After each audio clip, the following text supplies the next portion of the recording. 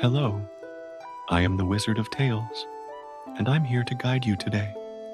I know this video is the perfect companion to help my dear dreamers relax and drift off to sleep. Before we dive into a world of calm and serenity, don't forget to like the video, subscribe to the channel, and let me know where you're watching from and what time it is for you. Now, get cozy, take a deep breath, and let the magic of stories embrace you. The hot, dry desert air still hung over the Karnak temple when Amenemhat noticed the first signs that something was wrong. The young priest, just 22 years old, watched the horizon with growing concern as the twilight shadows lengthened unnaturally over the ancient stones of the sacred complex. His fingers instinctively stroked the lapis lazuli amulet he wore around his neck, a gift from his late mother, also a servant of the temple. The sky took on a darker shade of purple than usual, as if the night itself was sickened. The other priests seemed not to notice, busy with their routine tasks of preparing for the nightly ritual in honor of Ra. Does something trouble your mind, young Amenemhat? High Priest Senefer's deep and serene voice made the boy startle. The old religious man, with his thin body and face marked by time, approached silently, his attentive eyes fixed on the horizon that worried his pupil so much. Master Senefer, don't you notice? The shadows, they seem denser, more alive. Amenemhat hesitated, fearing he would sound foolish, but the respect and trust he felt for his mentor encouraged him to continue. It's like something is trying to swallow the light. The high priest remained silent for a few moments, his expression gradually becoming more serious. Your eyes see well, young man. Your sensitivity to mystical forces has always been your most precious gift. Senefer gestured for him to follow him into the temple. As they walked through the corridors, decorated with hieroglyphs and ancient paintings, Amenemhat watched the torches that lit the way. The flames flickered erratically, as if they were fighting an invisible force that was trying to extinguish them. The sound of their footsteps echoed off the stone walls, mixing with the distant chants of the other priests. What do you know about Ra's night journey? Senefer asked, leading him to a less frequented chamber of the temple where ancient scriptures were kept. Each night, Ra sails through the Duat, the underworld, in his solar bark, replied Amenemhat. Recalling his years of study, he faces Apep, the serpent of chaos, and with the help of other gods, emerges victorious at dawn, bringing light back to the world. Yes, but tonight. Senefer paused, lighting a few more lamps in the chamber. Tonight is different. The signs you have observed are just the beginning. Ancient forces are moving in the shadows, forces that predate even the first pharaohs. Shiver ran down Amenemhat's spine as a cold, inexplicable wind blew through the sealed chamber, making the flames of the lamps dance dangerously. What are these forces, Master? Before Apep, before even the first gods, there existed primordial chaos, Nun, and in the depths of Nun, sleep entities who wish to see the world return to that state of absolute disorder. Senefer moved to an ancient bookshelf, pulling out a carefully preserved papyrus. They awaken rarely, in cycles that few understand, and tonight, They intend to stop Ra's journey. The young priest felt the weight of those words. If Ra was unable to complete his nocturnal journey, the sun would not rise. What can we do, Master? There is a ritual. Sennefer carefully unrolled the papyrus, revealing ancient hieroglyphics and complex diagrams. A ritual as old as the very forces that threaten us, but it requires something special. A priest with the gift of seeing beyond the veil, someone capable of perceiving the subtleties of the spiritual world. Amenemhat immediately understood what his master was suggesting. Me? But there are certainly others who are more experienced, more prepared.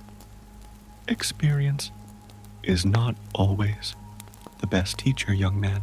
Sometimes you need a fresh look, a soul that has not yet become desensitized to the nuances of the mystical world. Sennefer placed a hand on his pupil's shoulder. You noticed the changes when no one else did. That's no coincidence. At that moment, a tremor ran through the temple, making ancient dust dance in the air. The lamps flickered simultaneously, and for an instant, Amenemhat saw shadows move in impossible ways on the walls. We don't have much time, Sennefer said, her voice now urgent. The ritual must be performed before Ra begins his nocturnal journey. We will need specific preparations, sacred items, and most importantly, your complete dedication and courage. Amenemhat looked at his lapis lazuli amulet, remembering his mother's words about the sacred duty of priests to maintain the order of the cosmos. What do I need to do, Master? First, we must gather the necessary elements for the ritual. We will need water from the Nile collected at midnight of the previous new moon, sacred incense from the deepest chambers of the temple, and Sennefer was interrupted by another tremor, stronger than the previous one. The sound of hurried footsteps echoed through the hall, and a young priestess, Neferet, entered the chamber, her eyes wide with concern. High priest, the offerings on the main altar. They turned to ash without being burned. Sennefer exchanged a meaningful look with Amenemhat. It has begun sooner than we expected. Neferet, you will help us with the preparations. Your knowledge of the ancient formulas will be essential. As the three moved quickly through the temple corridors, Amenemhat felt the weight of responsibility growing on his shoulders. The sky visible through the columns had become even darker, and stars that should have been visible seemed to have been swallowed by an unnatural darkness. The approaching night promised to be unlike any other in Egyptian history. In the coming hours, a young priest would be tested beyond his limits, facing forces most mortals only dreamed of existing. The fate of the world depended on the success of an ancient ritual, and time was quickly running out. The halls of the temple seemed darker as Amenemhat, Sennefer, and Neferet hurried toward the sacred chambers. The young priest noticed that the walls, normally covered in bright hieroglyphics and vibrant paintings, seemed to be losing their color, as if the life itself was being drained from the ancient stones. The elements must be prepared in a specific order, Sennefer explained, his voice echoing off the walls. The water of the Nile first, as it represents Nun, from which all life emerged. Then, the sacred incense, to purify the air and establish the connection with the divine. Neferet, who was walking just ahead, stopped abruptly in front of an ancient door decorated with symbols of protection. His nimble fingers traced intricate patterns over the carvings, murmuring words in a language so ancient Amenemhat could barely understand. "The knowledge of the ancients is kept here," she said, as the door opened silently. "But we must be careful. On nights like this, even protective spells can be unstable." The revealed chamber was circular, with niches in the walls containing sealed vessels and ancient scriptures. In the center, a black stone altar reflected the torchlight in a peculiar way, as if darkness itself danced on its surface. Sennefer went to one of the niches, carefully removing a canopic vase sealed with golden wax. "The sacred water of the Nile," he explained, handing the container to Amenemhat, "collected at the exact moment the new moon set, when the waters were most receptive to celestial influences." A tremor, stronger than the previous ones, shook the temple, causing dust and small fragments of stone to fall from the ceiling. The torches flickered dangerously, and for a moment, Amenemhat saw something move in the shadows, something that shouldn't be there. "Master," whispered Neferet, her voice tense. "Protections are weakening faster than we expected." Sennefer nodded gravely. "The forces of chaos are growing stronger. We must hurry." He turned to Amenemhat. "The sacred incense is in the deepest chamber of the temple. Normally, it would take a full day of purification before anyone can enter there. But we don't have that time. What will happen if we enter without proper purification?" asked Amenemhat, feeling the weight of the canopic vase in his hands. "The consequences could be severe," Neferet replied, her eyes reflecting the worry on her face. "But if we do nothing, the consequences will be even worse." The group continued their journey, descending narrow stairs that led deeper and deeper into the temple complex. The air grew thicker with each step, heavy with the weight of millennia, of history, and ancient magic. Amenemhat found his senses heightened. Every shadow seemed to contain movement. Every sound echoed with hidden meanings.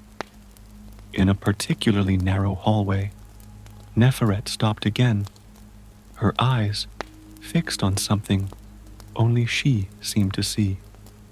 "The barriers between the worlds are crumbling," he murmured. "I can see fragments of the duat leaking into our world."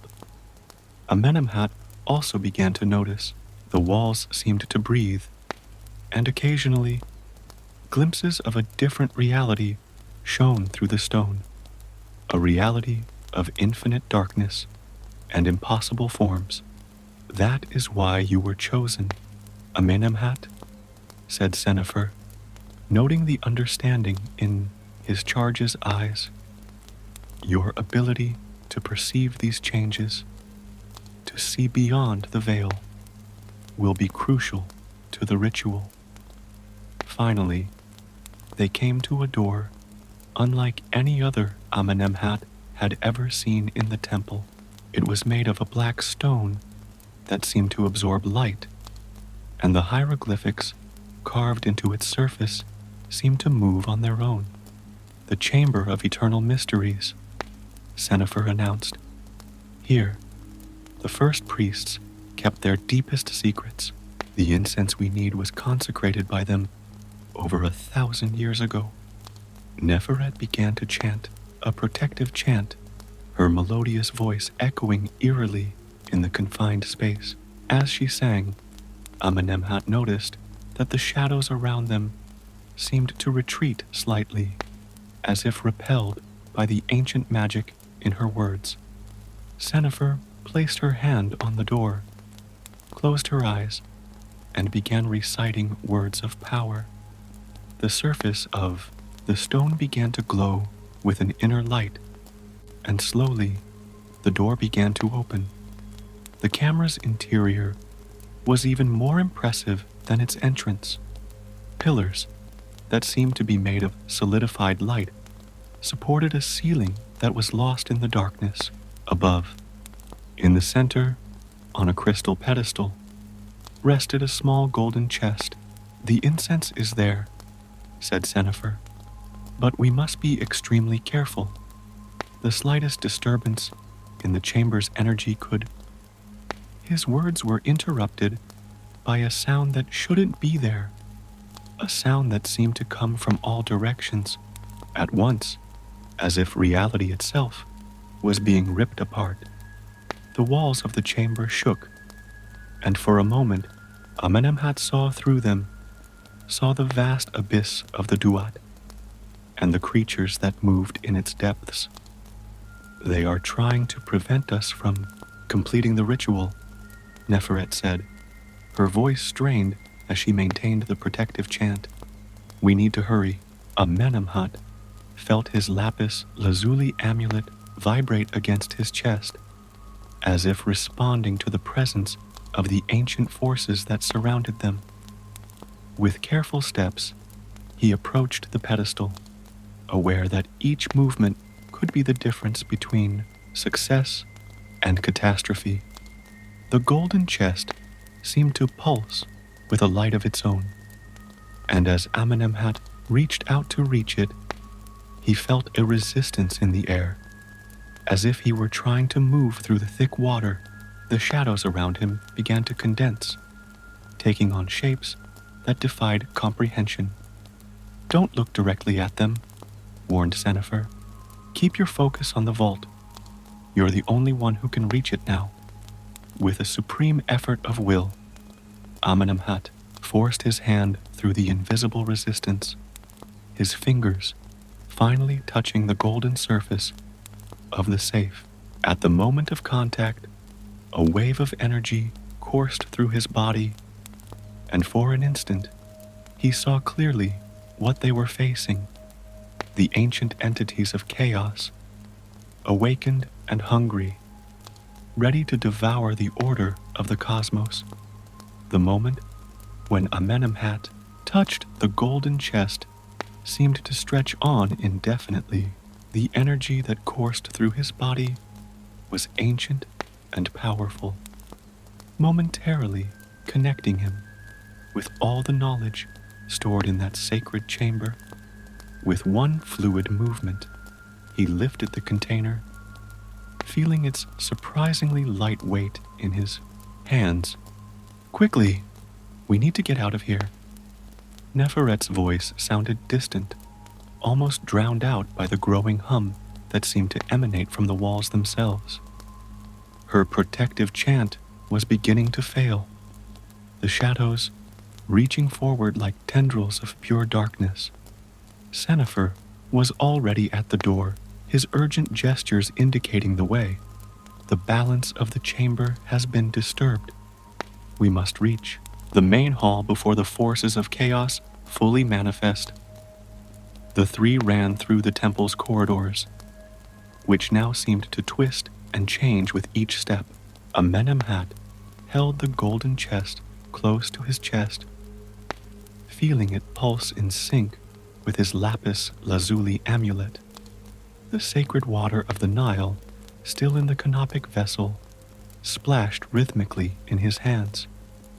"The passages are changing," observed Neferet. Her breathing labored as they ran. "Chaos is distorting the very fabric of the temple." She was right. Corridors that should have led to the main hall now ended in solid walls, while new paths opened up in impossible directions.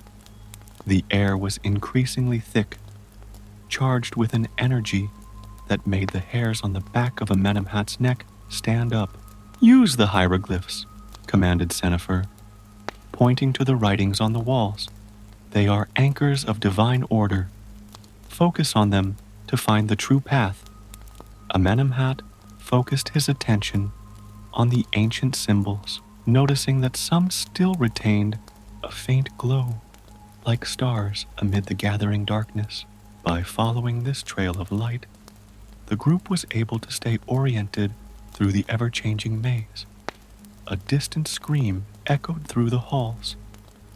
Other priests, probably realizing now that something was terribly wrong, the sound was followed by a tremor more violent than the previous ones, and this time, Amenemhat clearly saw cracks forming in the air, as if reality itself was breaking apart.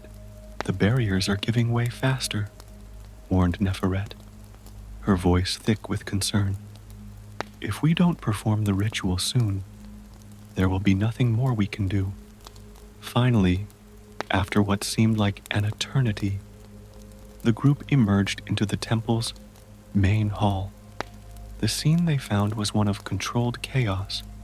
Priests ran from one side to another, trying to keep the torches lit and the basic rituals functioning, while shadows danced on the walls in an increasingly threatening manner. To the central altar, ordered Senefer, his natural authority causing the other priests to clear the way. The altar, normally a symbol of order and stability, now seemed to vibrate with a dissonant energy. The offerings previously turned to ash had been replaced, but the new ones were also beginning to show signs of accelerated deterioration. Form a circle, commanded Senefer to the other priests. Keep the chance of protection constant, no matter what you see or hear. As the circle formed, Amenemhat and Neferet began preparing the elements of the ritual under Senefer's guidance. The sacred water of the Nile was poured in a specific pattern around the altar, forming symbols that glowed with their own light when they touched the ground. The incense now, instructed Senefer, his voice tense but firm. But be careful. Once the vault is opened, the forces we have tried to contain will attack with all their might. Amenemhat positioned the golden chest on the altar, his fingers trembling slightly as he traced the opening symbols. The hot metal pulsed beneath. His touch, as if something alive was trapped inside. The moment the vault lid was lifted, a wave of energy ran through the hall, causing the torches to flicker violently. The incense inside looked like nothing Amenemhat had ever seen. It was like solidified smoke, moving of its own accord. Now, Amenemhat, said Senefer, his voice taking on a ritual tone, you must recite the ancient words, while Neferet and I keep the forces of chaos at bay. Don't stop, don't hesitate, no matter what. The young priest nodded, feeling the weight of the moment. Their lapis lazuli amulet glowed brightly now, as if trying to combat the darkness gathering around them. With a firm voice, he began to recite the words Senefer had taught him, ancient formulas of power that had not been spoken in millennia. As the words flowed, the air in the temple became increasingly thick. The shadows on the walls gained depth, and occasionally impossible shapes could be glimpsed moving within their depths. The circle of priests continued their chants, but some were already showing signs of fatigue. Neferet and Senefer had taken positions on opposite sides of the altar, their arms raised in gestures of power, creating an invisible barrier against the forces trying to interrupt the ritual. Their expressions were one of intense concentration, beads of sweat running down their faces as they kept their chaotic energies under control. Incense began to rise from the vault in complex spirals, forming patterns that seemed to contain hidden meanings. Amenemhat continued his recitation, feeling each word resonate with increasing power. he could feel the presence of Ra, still on his journey through the Duat, and the ancient forces that tried to impede his passage. A deafening sound erupted in the hall, like thousands of voices shouting simultaneously in long-forgotten languages. The walls of the temple shook, and through the cracks in reality, glimpses of primordial chaos began to manifest. The ancient voices echoed through the hall as Amenemhat continued his recitation, each ancient word carrying more power than the last. The lapis lazuli amulet on his chest glowed with increasing intensity, as if responding to the energy of the ritual. Through the dimensional cracks, indescribable creatures attempted to manifest, their forms defying human understanding. "Hold the circle," shouted Sennefer, her voice barely audible over the growing chaos. "The protection cannot be broken." Sweat ran down Amenemhat's face as he struggled to maintain concentration on the sacred words. The incense continued to rise in increasingly complex spirals, forming an ethereal column of light that seemed to connect the altar to the invisible sky above the temple. Neferet, on the other side of the altar, moved her hands in precise gestures, weaving magical barriers against the entities that tried to break into our reality. Her eyes, normally brown, now glowed with an inner fire, a reflection of the ancient power she channeled. "Protections are giving way in the eastern sector," one of the younger priests shouted, his voice shaking with fear. Amenemhat felt a shift in the air, a distortion that went beyond the physical. Through his keen perception, he could see the lines of force that supported reality beginning to unravel. The ritual needed to be completed before everything fell apart. "Focus, Amenemhat." Sennefer's voice sounded in his mind more than in his ears. "You are the anchor of the ritual. Don't let anything break your focus." The ancient words flowed more powerfully now, each syllable carrying the weight of millennia. The young priest could feel the presence of Ra, still struggling on his journey through the Duat, facing not only Epep, but the primordial forces of chaos that had awakened. A blast of dark energy erupted from one of the dimensional cracks, throwing two priests against the wall. The circle of protection wavered, but the others quickly closed the gap, their chants intensifying in despair. Neferet moved with unearthly grace, her hands weaving protective symbols in the air. "The barriers won't hold much longer," she warned, her voice thick with urgency. Amenemhat's lapis lazuli amulet pulsed stronger and stronger, in sync with the beat of his heart. Suddenly, he understood. The amulet was not just a memento of his mother, but a ritual tool prepared years ago for this exact moment. "Use the amulet." Sennefer's voice sounded again in his mind. He was consecrated for the purpose of strengthening the barriers between the worlds. Without interrupting his recitation, Amenemhat held the amulet with one hand. The heat emanating from the blue stone was almost unbearable, but he didn't dare let go. The amulet's energy began to merge with the sacred incense, creating patterns of light that strengthened the temple's protections.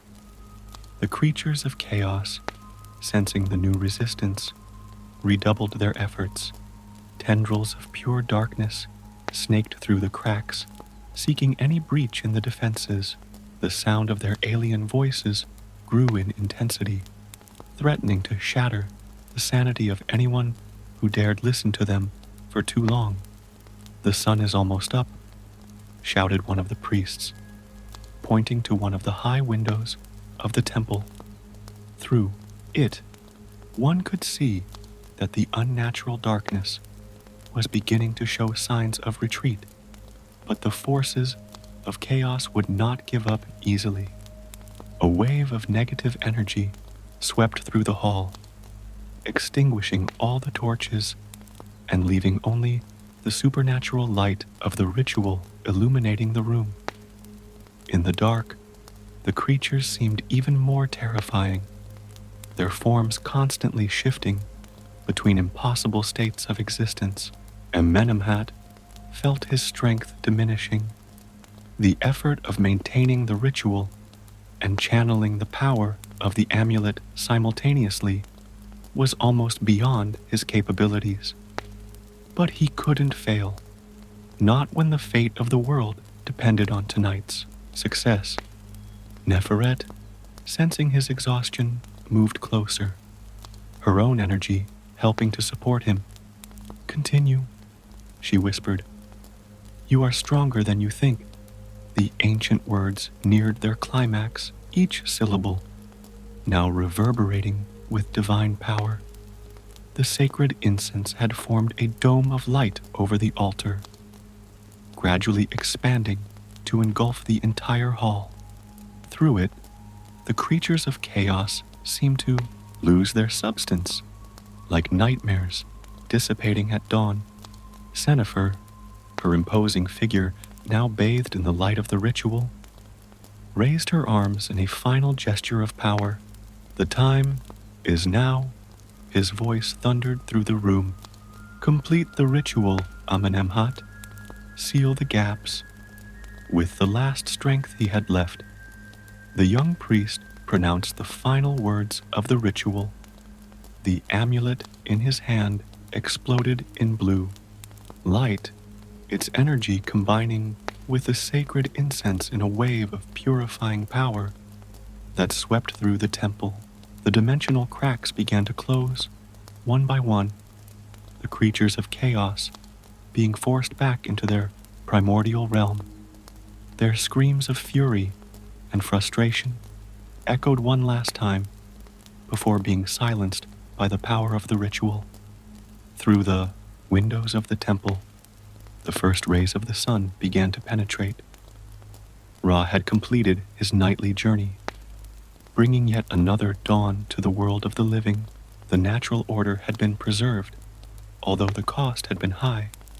Amenemhat staggered, exhausted beyond his strength, but Neferet caught him before he fell.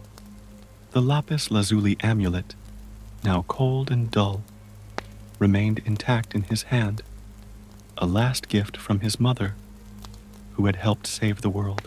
"You did it," Sennefer smiled, although her own exhaustion was evident. "Balance has been restored." The other priests were beginning to recover, relighting their torches and checking the damage caused by the supernatural battle. The temple was scarred but intact, just like the reality they had fought to protect. As sunlight grew through the temple windows, exhaustion began to take its toll on everyone present. Amenemhat, still supported by Neferet, watched the damage caused by the supernatural battle. Strange marks covered the ancient walls, like scars left by the claws of chaos. But the most important thing had been preserved, the natural order of the cosmos. "We need to strengthen the temple's wards," Sennefer said, his voice tired but determined. "What happened tonight could happen again if we don't take precautions." Neferet helped Amenemhat to sit on one of the altar steps. The young priest still held the lapis lazuli amulet, now cold and dull, but somehow different, as if it had gained a new dimension of power after the ritual. "The amulet," murmured Amenemhat, studying the blue stone. "My mother must have known. She must have predicted this somehow." Sennefer approached, her wise eyes studying the artifact. "Your mother was one of the most gifted seers this temple has ever known. She prepared many things before she left, including your training, Amenemhat. She knew you would be needed.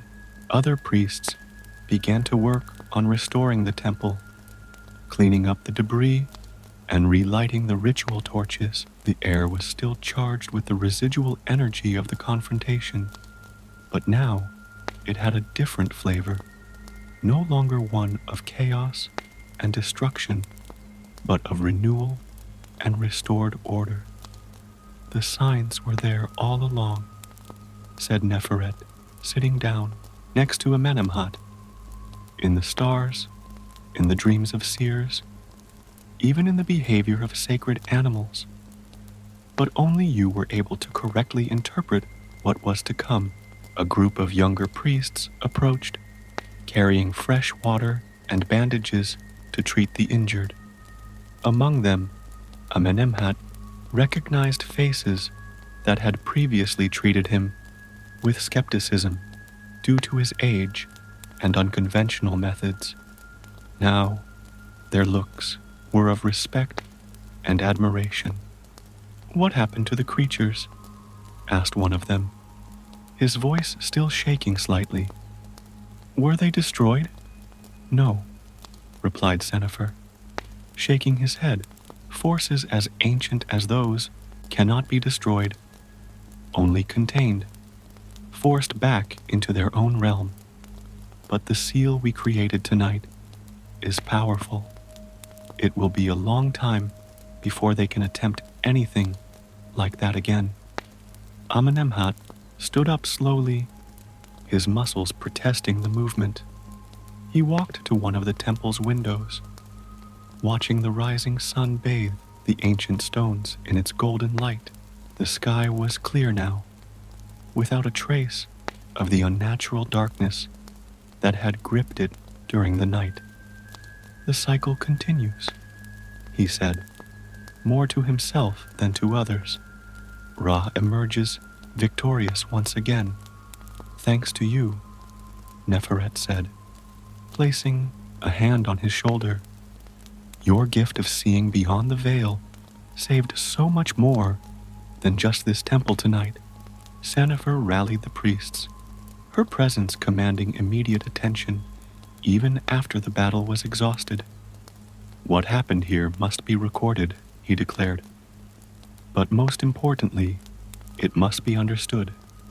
The ancient forces of chaos will always seek breaches in our defenses, will always attempt to restore the primordial state of disorder." He made a sweeping gesture, indicating the temple and beyond.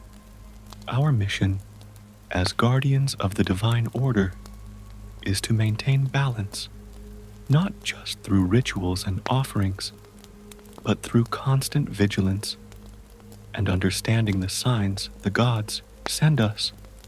A murmur of agreement ran through the group.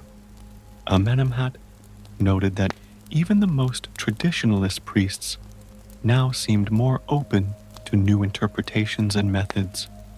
That night's experience had changed something fundamental in the order of the temple. "Amenemhat," Sennefer called, his voice taking on a formal tone. "Come closer." The young priest walked towards his mentor, aware of the looks of everyone present. Sennefer removed from his robes a small object wrapped in linen, a green stone, scarab, a symbol of transformation and rebirth. "Tonight, you have proven yourself to be more than just a promising priest," declared Sennefer. "You have demonstrated the wisdom to see beyond appearances, the courage to face the unknown, and the strength to maintain order even in the face of primordial chaos." He placed the scarab in Amenemhat's hands. "This is a symbol of your new position in the temple. From today onwards, you will be one of the keepers of the mysteries, responsible not only for maintaining the rituals, but for identifying and combating threats that few can see. Neferet smiled, her eyes shining with pride. And you will not be alone in this task, she said, revealing a similar scarab on her own neck. The sun continued its rise in the sky, its lights now reaching every corner of the temple, dispelling the last shadows of the previous night. Amenemhat held the scarab next to his lapis lazuli amulet, feeling the energies of the two artifacts resonate in harmony. That night's battle was over, but he knew it was just the beginning of a new journey. The forces of chaos would always be there, waiting in the shadows, looking for moments of weakness. But now he was prepared, no longer just a young priest with an unusual gift, but a guardian of the mysteries, ready to protect the balance between order and chaos. As the temple slowly returned to its normal routine, Amenemhat knew that nothing would be the same as before. The night Ra was almost prevented from completing his journey would be remembered and studied by future generations of priests. And somewhere beyond the veil of reality, the ancient forces of chaos waited, knowing they had found worthy adversaries in a young priest and his companions, guardians of divine order in the temple of Karnak.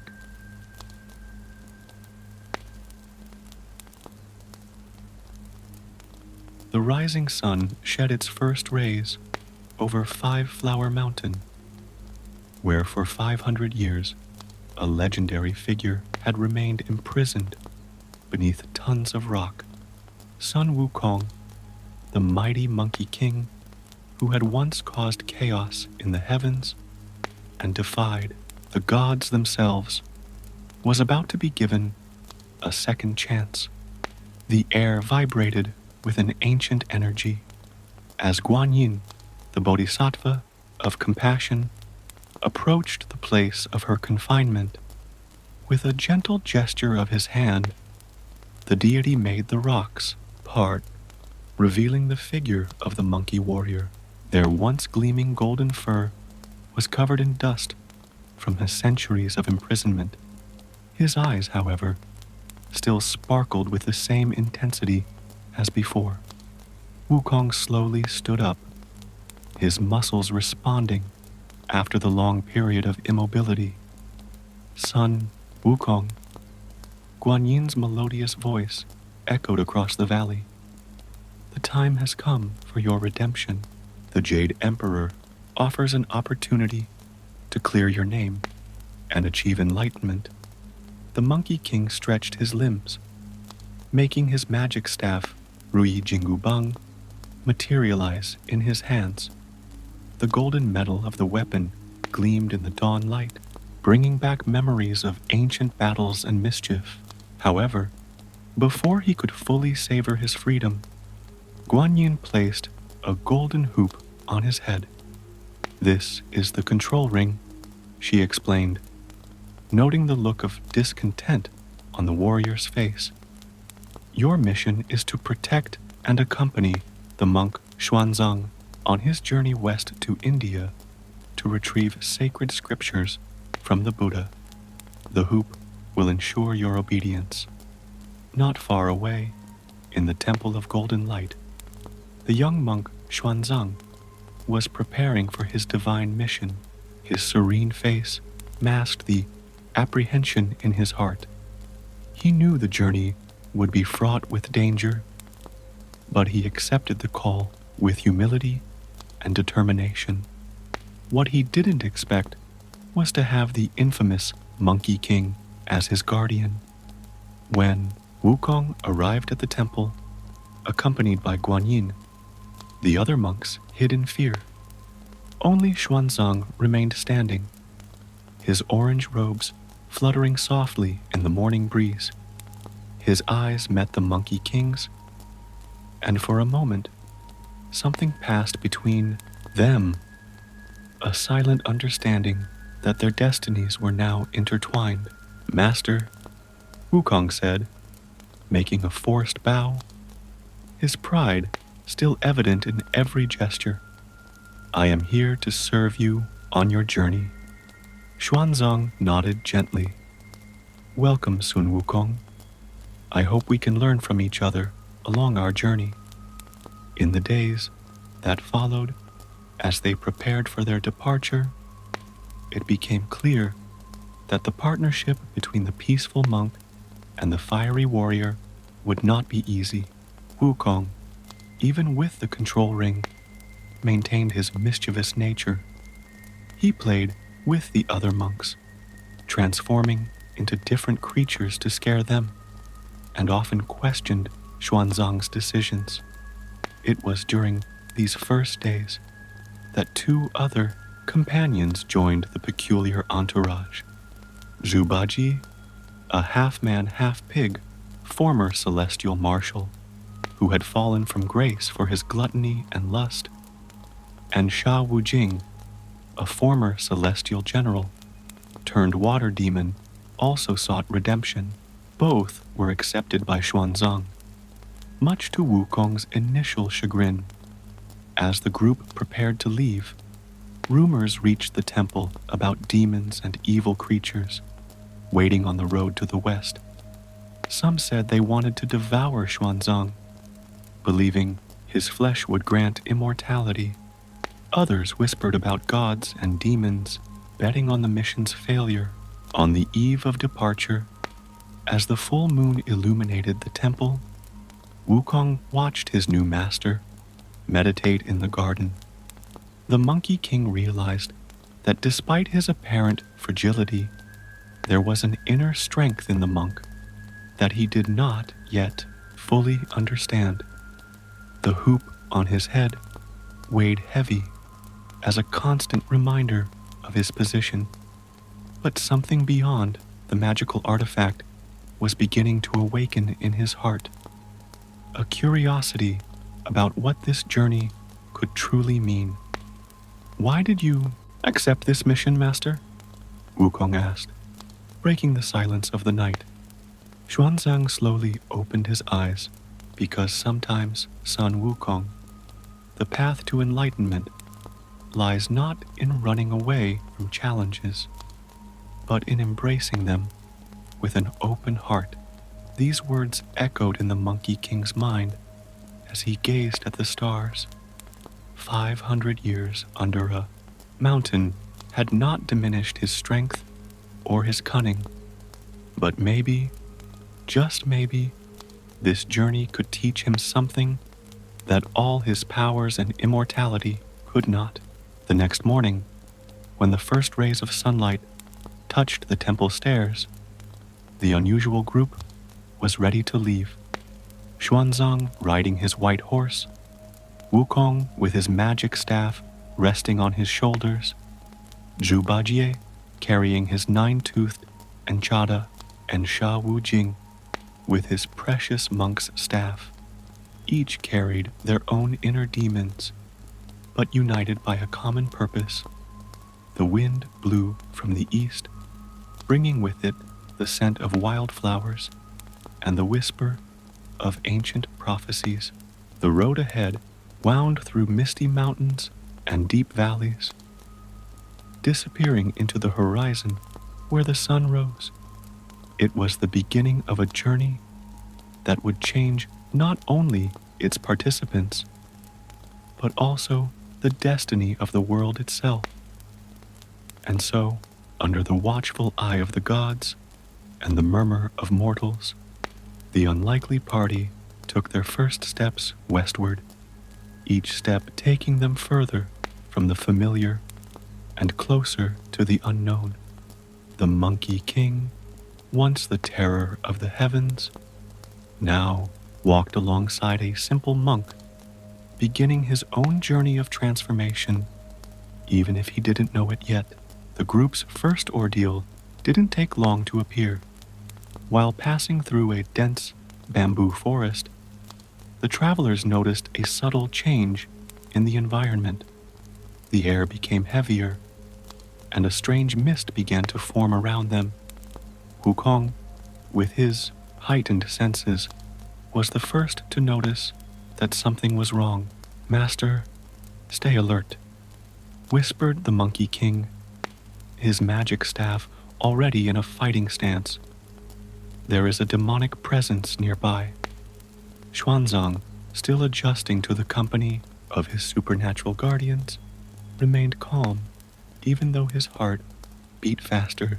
The fog became thicker, and soon the bamboos seemed to dance with a life of their own, their stems twisting in an unnatural way.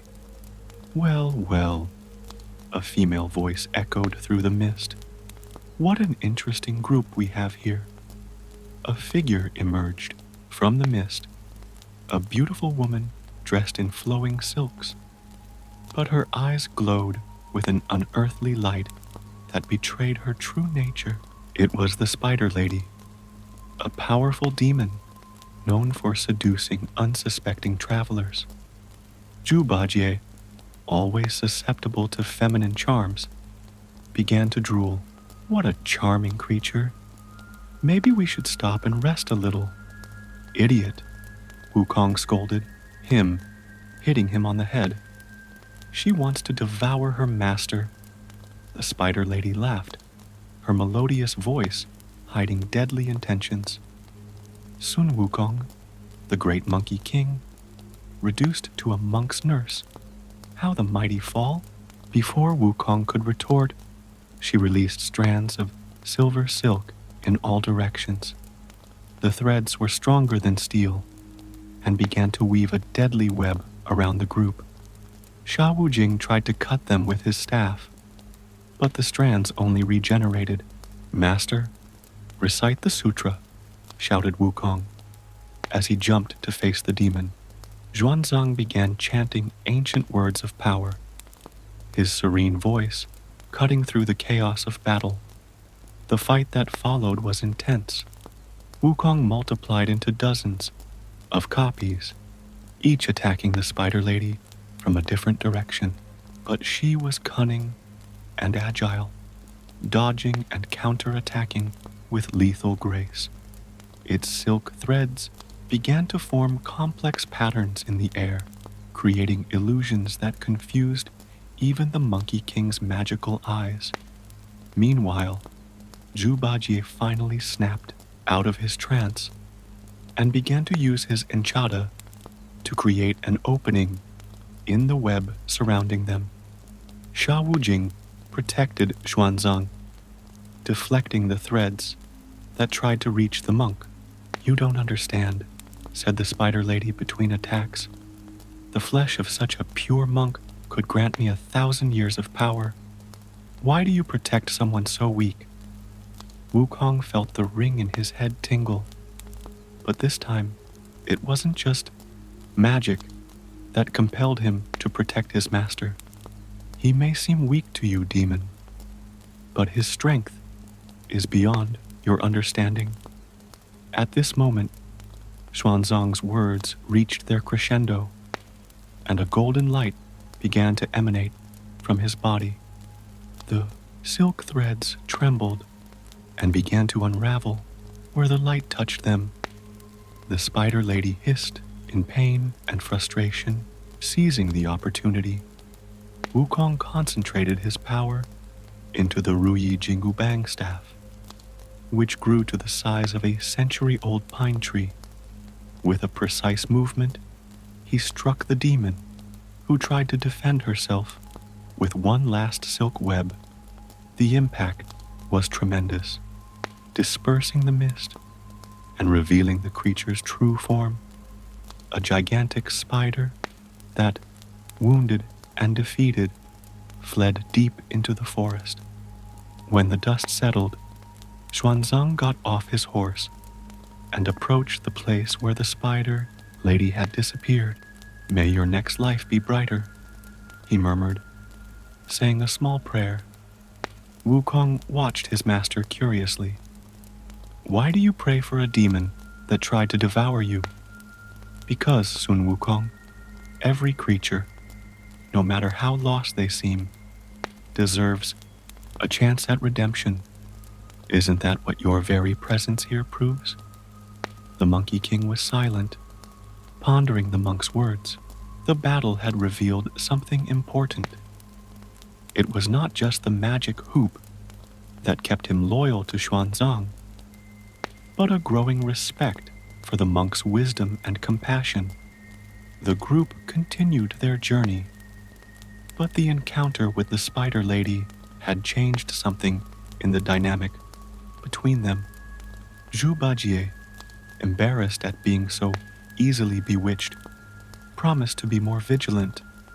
Sha Wujing demonstrated a newfound admiration for his master's spiritual strength, and Wukong, although he still maintained his mischievous nature, began to observe Xuanzang with different eyes. As they advanced west, stories of their first battle began to spread. Travelers talked about the monk who compassionately transformed demons and his guardian, the legendary Monkey King. Some said that the Spider Lady herself had retired to meditate on her encounter with the group. The sun was starting to set when they arrived at a small village in the mountains. The inhabitants, having heard rumors of their battle, received them with a mixture of fear and reverence. They offered shelter at the local temple, where travelers could rest before facing the challenges that still awaited them. That night, while his companions slept, Wukong climbed onto the temple roof to gaze at the stars. The hoop on his head glowed softly under the moonlight, but its weight seemed a little lighter now. Perhaps, he thought, there was more to this journey than simply atoning for his past sins. The next morning, as the group prepared to depart, the mountain village, an elderly monk from the local temple, approached Xuanzang with a warning. The path ahead led to the Valley of Illusions, a notorious place where even the wisest became lost in their own minds. Many travelers entered that valley, warned the old man, but few returned with their sanity intact. Wukong, who was listening to the conversation from the rooftop, jumped to the ground with his usual agility. Illusions are no match for my magical eyes, master. I can guide you safely. Xuanzang thanked the elderly monk for the warning, and after a brief morning meditation, the group resumed their journey. As they approached the valley, the landscape began to subtly change. The colors seemed more intense, almost unreal, and shadows danced at the edges of their vision, even in the midday light. Zhu Baji, normally talkative, became unusually silent, his porcine eyes widening at the strange visions that began to manifest. Sha Wujing gripped his staff tighter, feeling the otherworldly energy that permeated the air. Stay close, ordered Wukong, his Ruyi Jinggubang staff ready for any threat. The illusions here have a life of their own. It didn't take long for the first demonstrations to begin.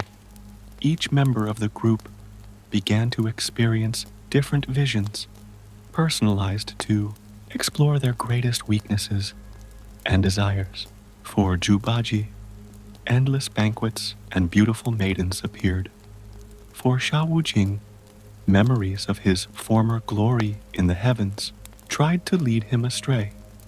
Xuanzang found himself surrounded by alternate versions of himself, each offering a different path to enlightenment, trying to make him question his choice to take this dangerous journey.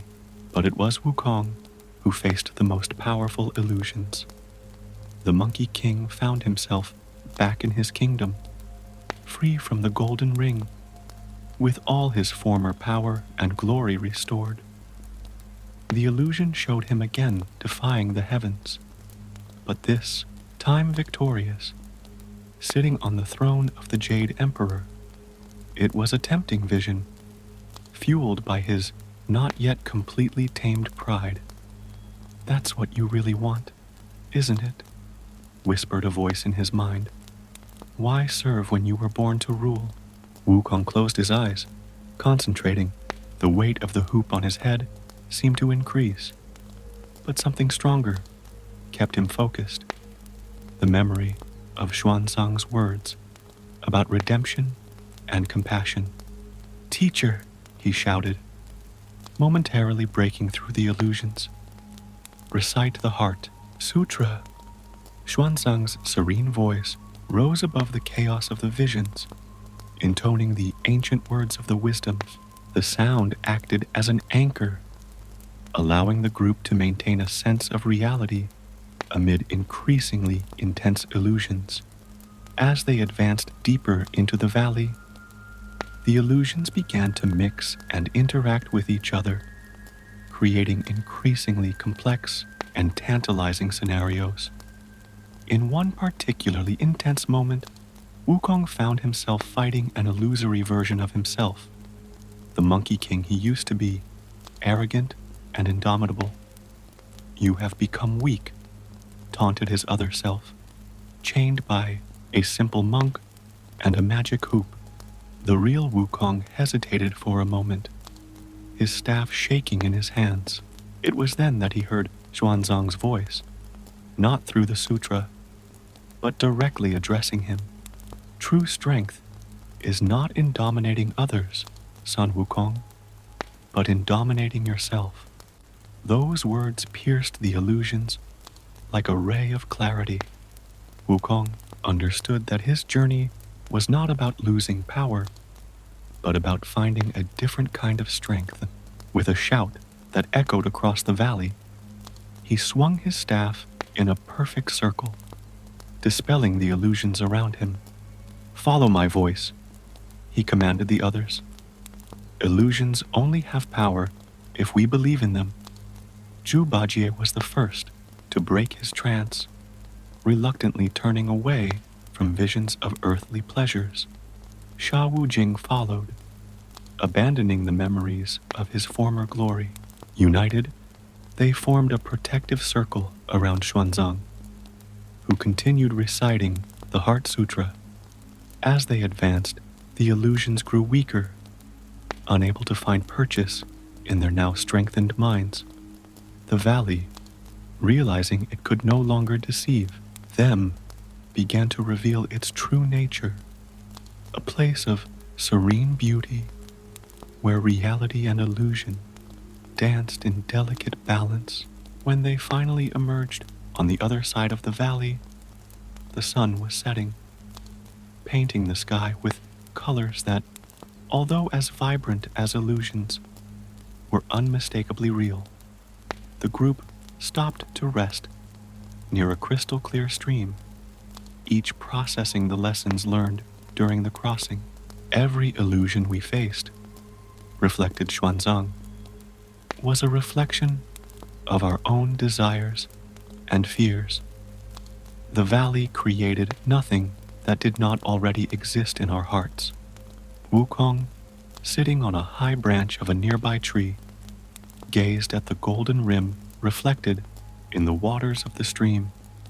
For the first time since he began this journey, he began to see the object not just as a prison, but as a reminder of a choice. The choice to pursue something greater than his own power. The group spent the night under the stars, more united after facing their individual illusions. On the horizon, even higher mountains awaited them, and with them, without a doubt, new challenges.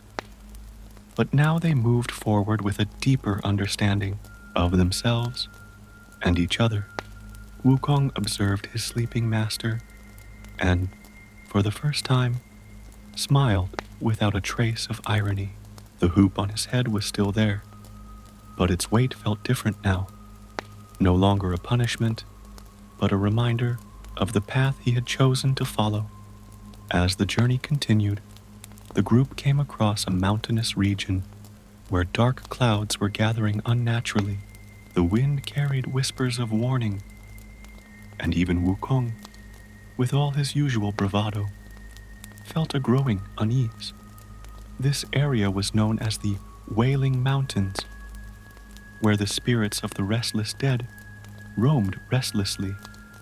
There's something different about these mountains, Xuanzang observed, his calm voice masking his concern.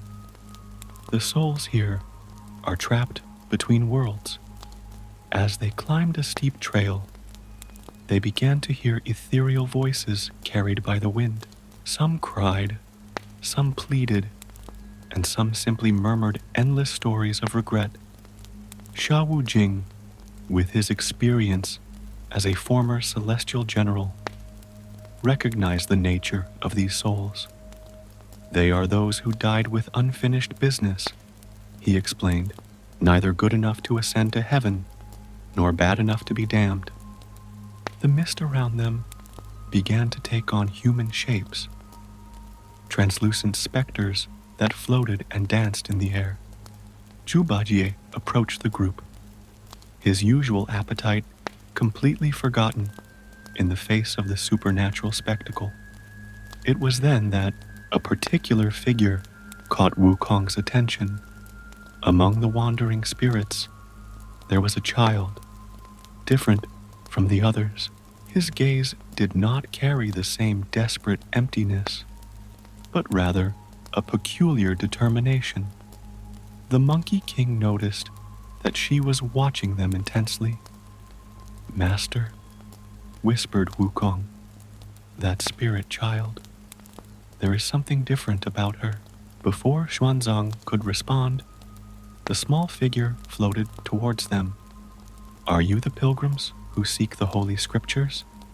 she asked, her voice echoing strangely. "Yes," replied Xuanzang gently. "And who would you be, little one?" "My name is Liu Mei," said the spirit, "and I need your help. There is a demon in the mountains that keeps many souls trapped, preventing them from following their natural path. He feeds on our energy to maintain his immortality." Wukong frowned, his staff instantly materializing in his hands. "A demon that feeds on souls? That's a perversion of the natural order." Liu Mei's story revealed that the demon, known as the Collector of Souls, had established his dominance in the mountains centuries ago.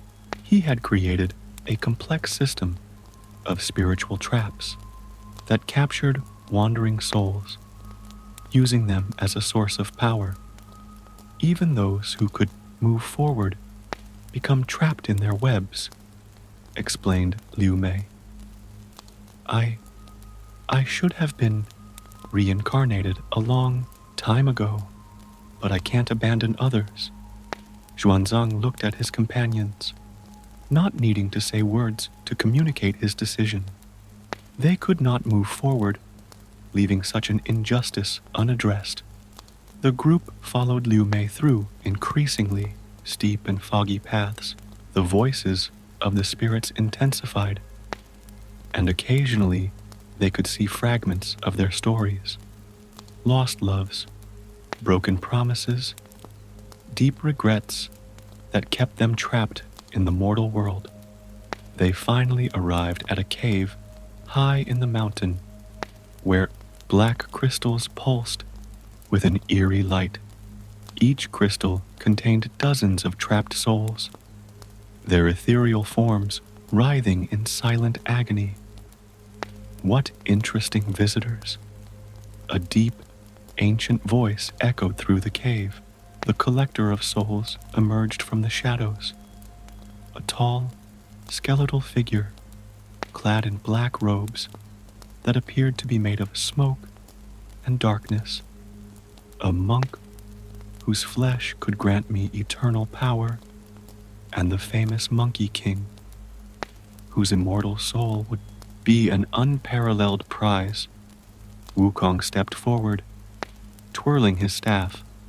"You talk too much to someone who is about to be defeated." The battle that followed was unlike any other they had faced. The collector did not fight with physical strength, but with the very power of the souls he held captive. He manipulated spiritual energy to create attacks that passed through physical defenses. Zhu Bajie and Sha Wujing discovered that their weapons passed through the demon as if it were made of mist. Even Wukong's magic staff seemed less effective than usual. "You cannot harm me with ordinary weapons," laughed the collector. "I exist between the worlds, as do my precious souls." It was Xuanzang who realized the solution. "Wukong," he called, "the souls in the crystals, they are your strength, but they can also be your weakness." The Monkey King understood immediately. While his companions distracted the demon, he began to destroy the black crystals one by one. Each broken crystal released dozens of souls, which immediately began to shine with a light of their own. Free from the collector's corruption, the demon roared in anger and pain, feeling his power diminish with each soul freed. Liu Mei, who was watching everything, began to guide the freed souls, showing them the path to the next life. "No!" shouted the collector, his form beginning to crumble. "You don't understand. I protect you from the pain of existence. Reincarnation is a cruel cycle. Life is a journey of learning," replied Xuanzang, his voice filled with compassion even in the face of the enemy. Preventing souls from following this path is true cruelty. With one last blow of his staff, now empowered by the energy of the freed souls, Wukong destroyed the final crystal. The soul collector fell apart in a blast of dark energy, his own spirit finally forced to face the natural cycle he so feared. The Wailing Mountains felt lighter now, as if an ancient weight had been lifted. Souls began to ascend in spirals of light, finally free to follow their destinies. Liu Mei was the last to leave. "Thank you," she said to Xuanzang and his guardians. "Now I can move forward, knowing that others are free too." As they watched the girl's spirit disappear in a flash of serene light, Wukong felt something shift within him. The golden ring on his head seemed to vibrate slightly, as if responding to some inner transformation. "You're starting to understand, aren't you?" asked Xuanzang softly. "Understand what, master? That true strength is not just in winning battles, but in helping others find their path." Dawn found the group descending the Wailing Mountains, their steps lighter after the release of the imprisoned souls. However, everyone felt that something greater was approaching, a final ordeal that would test not only their strength, but everything they had learned on their journey up to that point. The air grew thicker as they advanced, and dark clouds began to form in the sky. Wukong, with his heightened senses, sensed an ancient and powerful presence manifesting around them. "Master," he warned, "something is coming." Before Xuanzang could respond, a deafening thunderclap ripped through the sky, and a majestic figure materialized before them. It was the Jade Emperor himself, accompanied by a court of celestial deities. "Sun Wukong," the Emperor's voice reverberated through the valley. "The time has come for your final test." The Monkey King instinctively gripped his staff tighter. Memories of his ancient battles against the heavens flooding into his mind. But the Emperor raised his hand in a peaceful gesture. "I didn't come to fight," he declared. "I came to offer a choice. With a wave of his hand, the emperor created two visions before them. On the one hand, it showed Wukong restored to all his former power, free from the golden hoop, ruling his monkey kingdom with complete autonomy. On the other, it revealed the remaining path of the pilgrimage, full of even greater dangers and challenges. Choose, great sage, equal to the heavens, said the emperor, using the ancient title of Wukong. Your complete freedom or continuation of this journey of servitude. The silence that followed was heavy. Zhu Bajie and Sha Wujing watched apprehensively, while Xuanzang maintained a calm expression, confident in the decision his disciple would make. Wukong looked at the golden hoop reflected in a pool of water at his feet. All along the journey, he had considered it a prison, a punishment for his past rebellion. But now, after all the experiences he had, the battle with the Spider Lady, the crossing of the Valley of Illusions, the release of the imprisoned souls, he saw something different. I don't need that choice, Wukong replied, his voice firm. The path I follow now is not a prison. It is a choice I make freely. The Jade Emperor smiled, and with another gesture, he made the golden ring on Wukong's head shine brightly. To everyone's surprise, the artifact crumbled into thousands of golden particles that danced in the air before disappearing. You have passed the test, Sun Wukong, declared the Emperor. The hoop wasn't just a restraint. It was a teacher. And now that you've truly learned your lesson, it's no longer necessary. Xuanzang approached his disciple, placing a hand on his shoulder. True enlightenment comes when we choose to do good, not out of obligation or fear of punishment, but because we understand its intrinsic value. The Jade Emperor and his court began to fade away, but before leaving completely, he left one last warning. The path ahead still holds challenges, perhaps the greatest you have ever faced, but now you are truly ready to face them. When the deities disappeared, the group remained silent for a few moments, absorbing the meaning of what had happened.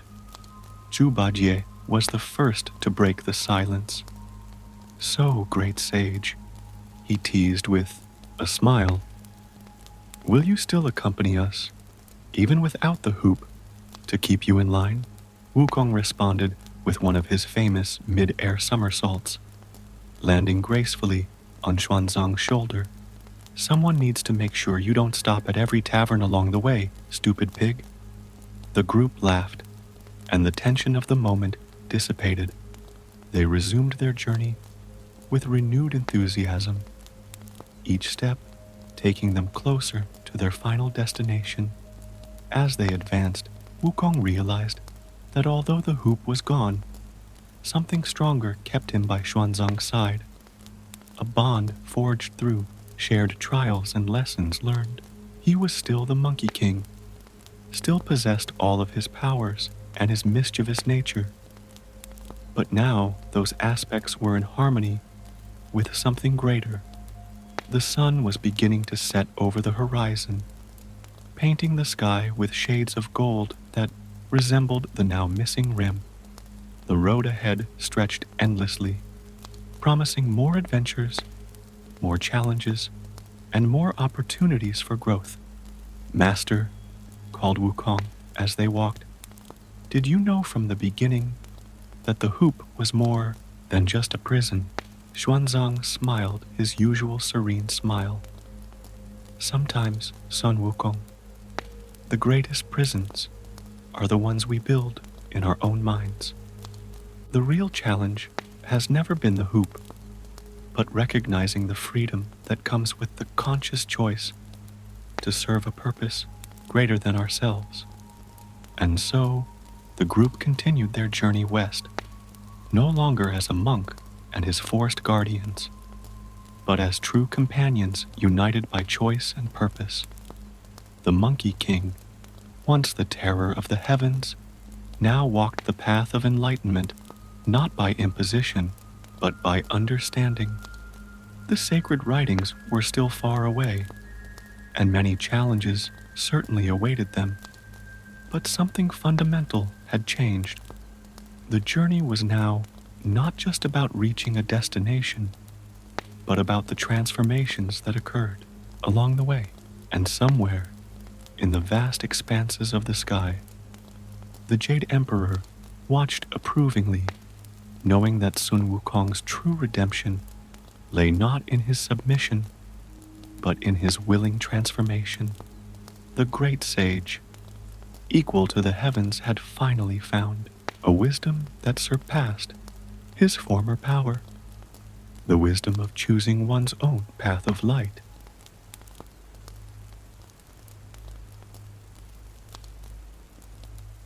The rising sun tinted the ziggurats of Babylon with golden hues as Utnapishtim climbed the endless stairs of the temple of Ea.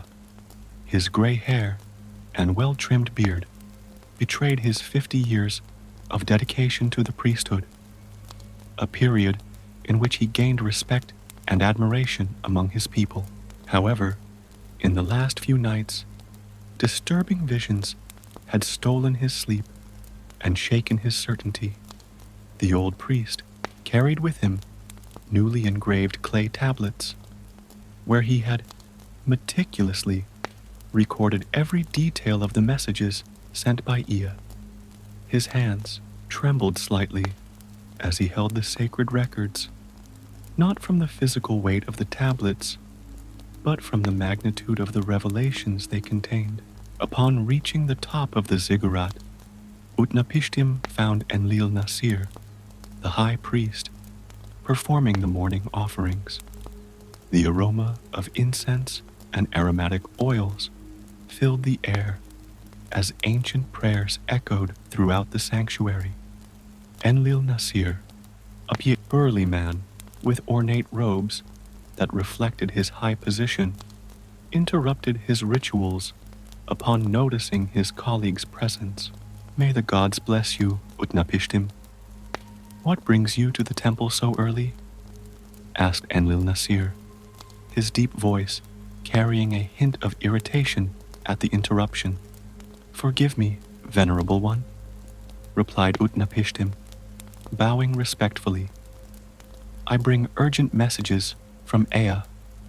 The god has been manifesting himself in my visions in recent days." The high priest raised an eyebrow, his interest slightly piqued. "And what messages would those be?" Utnapishtim took a deep breath before continuing. Ea revealed that the gods are displeased with the noise and disorder caused by men. In their anger, they plan to send a great flood to wipe humanity from the face of the earth. A heavy silence settled in the room, broken only by the crackling of the brazier flames. Enlil Nasir studied Utnapishtim's face for a few moments before letting out a scornful laugh. Visions? Or were they nightmares caused by the wine from the last festival? Sneered the high priest. "You have always been a sensible man, Utnapishtim. Do not tarnish your reputation with apocalyptic prophecies." But Utnapishtim remained firm. "The visions are real, venerable one. Ea not only warned of the catastrophe, but also instructed me to build a great vessel to preserve the life and knowledge of our civilization." At this time, other priests began to gather at the scene, attracted by the discussion. Among them was Shamash Idina, a young scribe who always showed admiration for Utnapishtim. "A boat in the middle of the desert?" asked one of the older priests, causing nervous laughter among those present. Enlil Nasir raised his hand, silencing everyone. His face had hardened, and his eyes sparkled with a mixture of anger and concern. Utnapishtim, you have always been one of our most respected priests, but what you propose now borders on heresy. Do you suggest that the gods would destroy their own creation? That Ea would act against the will of the other gods? Not my words, but Ea's, replied Utnapishtim, his voice steady despite the tremor in his hands. The god showed me how to build the ark, specified its dimensions and materials.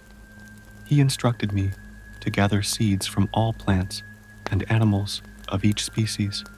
Enough, thundered Enlil Nasir. Your words may cause panic among the people.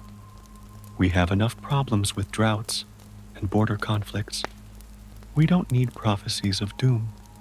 Shamash Idina, the young scribe, stepped forward. But what if he's right? What if the visions are true? The high priest glared at the young man. You too, Shamash Idina. Don't be swayed by such nonsense. Utnapishtim realized that his position in the temple was becoming increasingly delicate. The hostile expressions around him made it clear that his revelations would not be well received. Still, Ea's visions were so vivid, so urgent, that he couldn't just ignore them. I give you some advice, Utnapishtim, said Enlil Nasir, his voice now low and menacing. Keep these visions to yourself. Continue your duties at the temple and forget about this flood business. Otherwise, I will be forced to take more severe measures. The old priest nodded silently, but in his heart he knew that he could not obey. As he descended the ziggurat stairs, he felt the weight of his colleagues' eyes. Years of respect and authority were beginning to crumble, but the urgency of Ea's messages did not allow her to hesitate. Upon arriving at his modest residence on the outskirts of the temple, Utnapishtim found his wife, Shubur, anxiously waiting. Her dark eyes, framed by lines of concern, searched her husband's face for answers. They didn't believe it, did they? She asked softly. No, he replied, sitting down heavily on a wooden bench. And now they label me a heretic. Shubur sat beside her husband, taking his wrinkled hands in hers. What will we do? What Ea commanded, replied Utnapishtim with renewed determination. We cannot wait for the temple's approval. We must begin construction of the ark immediately. That night, as the city slept, Utnapishtim began to plan. On his clay tablets, he drew the first sketches of the vessel, based on Ea's precise instructions.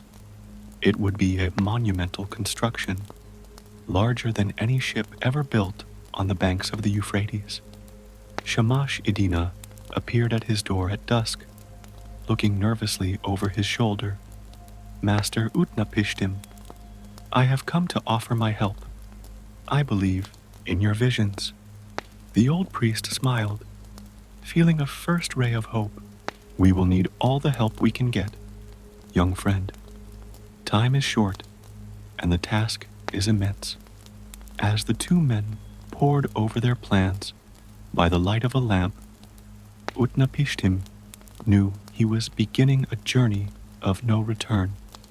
The floodwaters would come, whether his colleagues believed it or not. The question now was, how much of Babylon's wisdom and life could he save before the waves swallowed it all? Over the next few weeks, Utnapishtim and Shamash Idina worked tirelessly to prepare for the construction of the ark. During the day, they maintained their normal duties in the temple to avoid suspicion, but they dedicated their nights to meticulous planning for the vessel that could save humanity. In a small storeroom at the back of Utnapishtim's house, the two men established a sort of secret headquarters. The walls were covered with clay tablets containing detailed drawings and precise calculations. Schubert, ever vigilant, stood guard and brought meals while they worked. "The dimensions are extraordinary," muttered Shamash Idina, studying the plans by lamplight. "We will need hundreds of workers and a huge amount of wood." "And therein lies our first great challenge," replied Utnapishtim, running his fingers through his graying beard. "We can't just announce the construction of a giant ark without raising suspicion." It was Schubert who offered the first practical solution. "The merchants of Dilmun," she said, pouring fresh beer to the two men. "They are always looking for new commercial routes across the river. We could present the project as a commercial venture." The suggestion brought a sparkle to Utnapishtim's eyes. His wife always had a gift for practical solutions that he, often lost in visions and prophecies, could not see. Over the next few days, Shamash Idina used his contacts among the scribes to discreetly research the region's leading merchants. One name stood out: Dumuzi Abzu, a merchant known for his ambition and willingness to invest in bold projects. The meeting with Dumuzi Abzu was arranged at his own residence, a mansion on the banks of the Euphrates. The merchant, a burly man with shining jewels on his fingers, listened to the proposal with growing interest.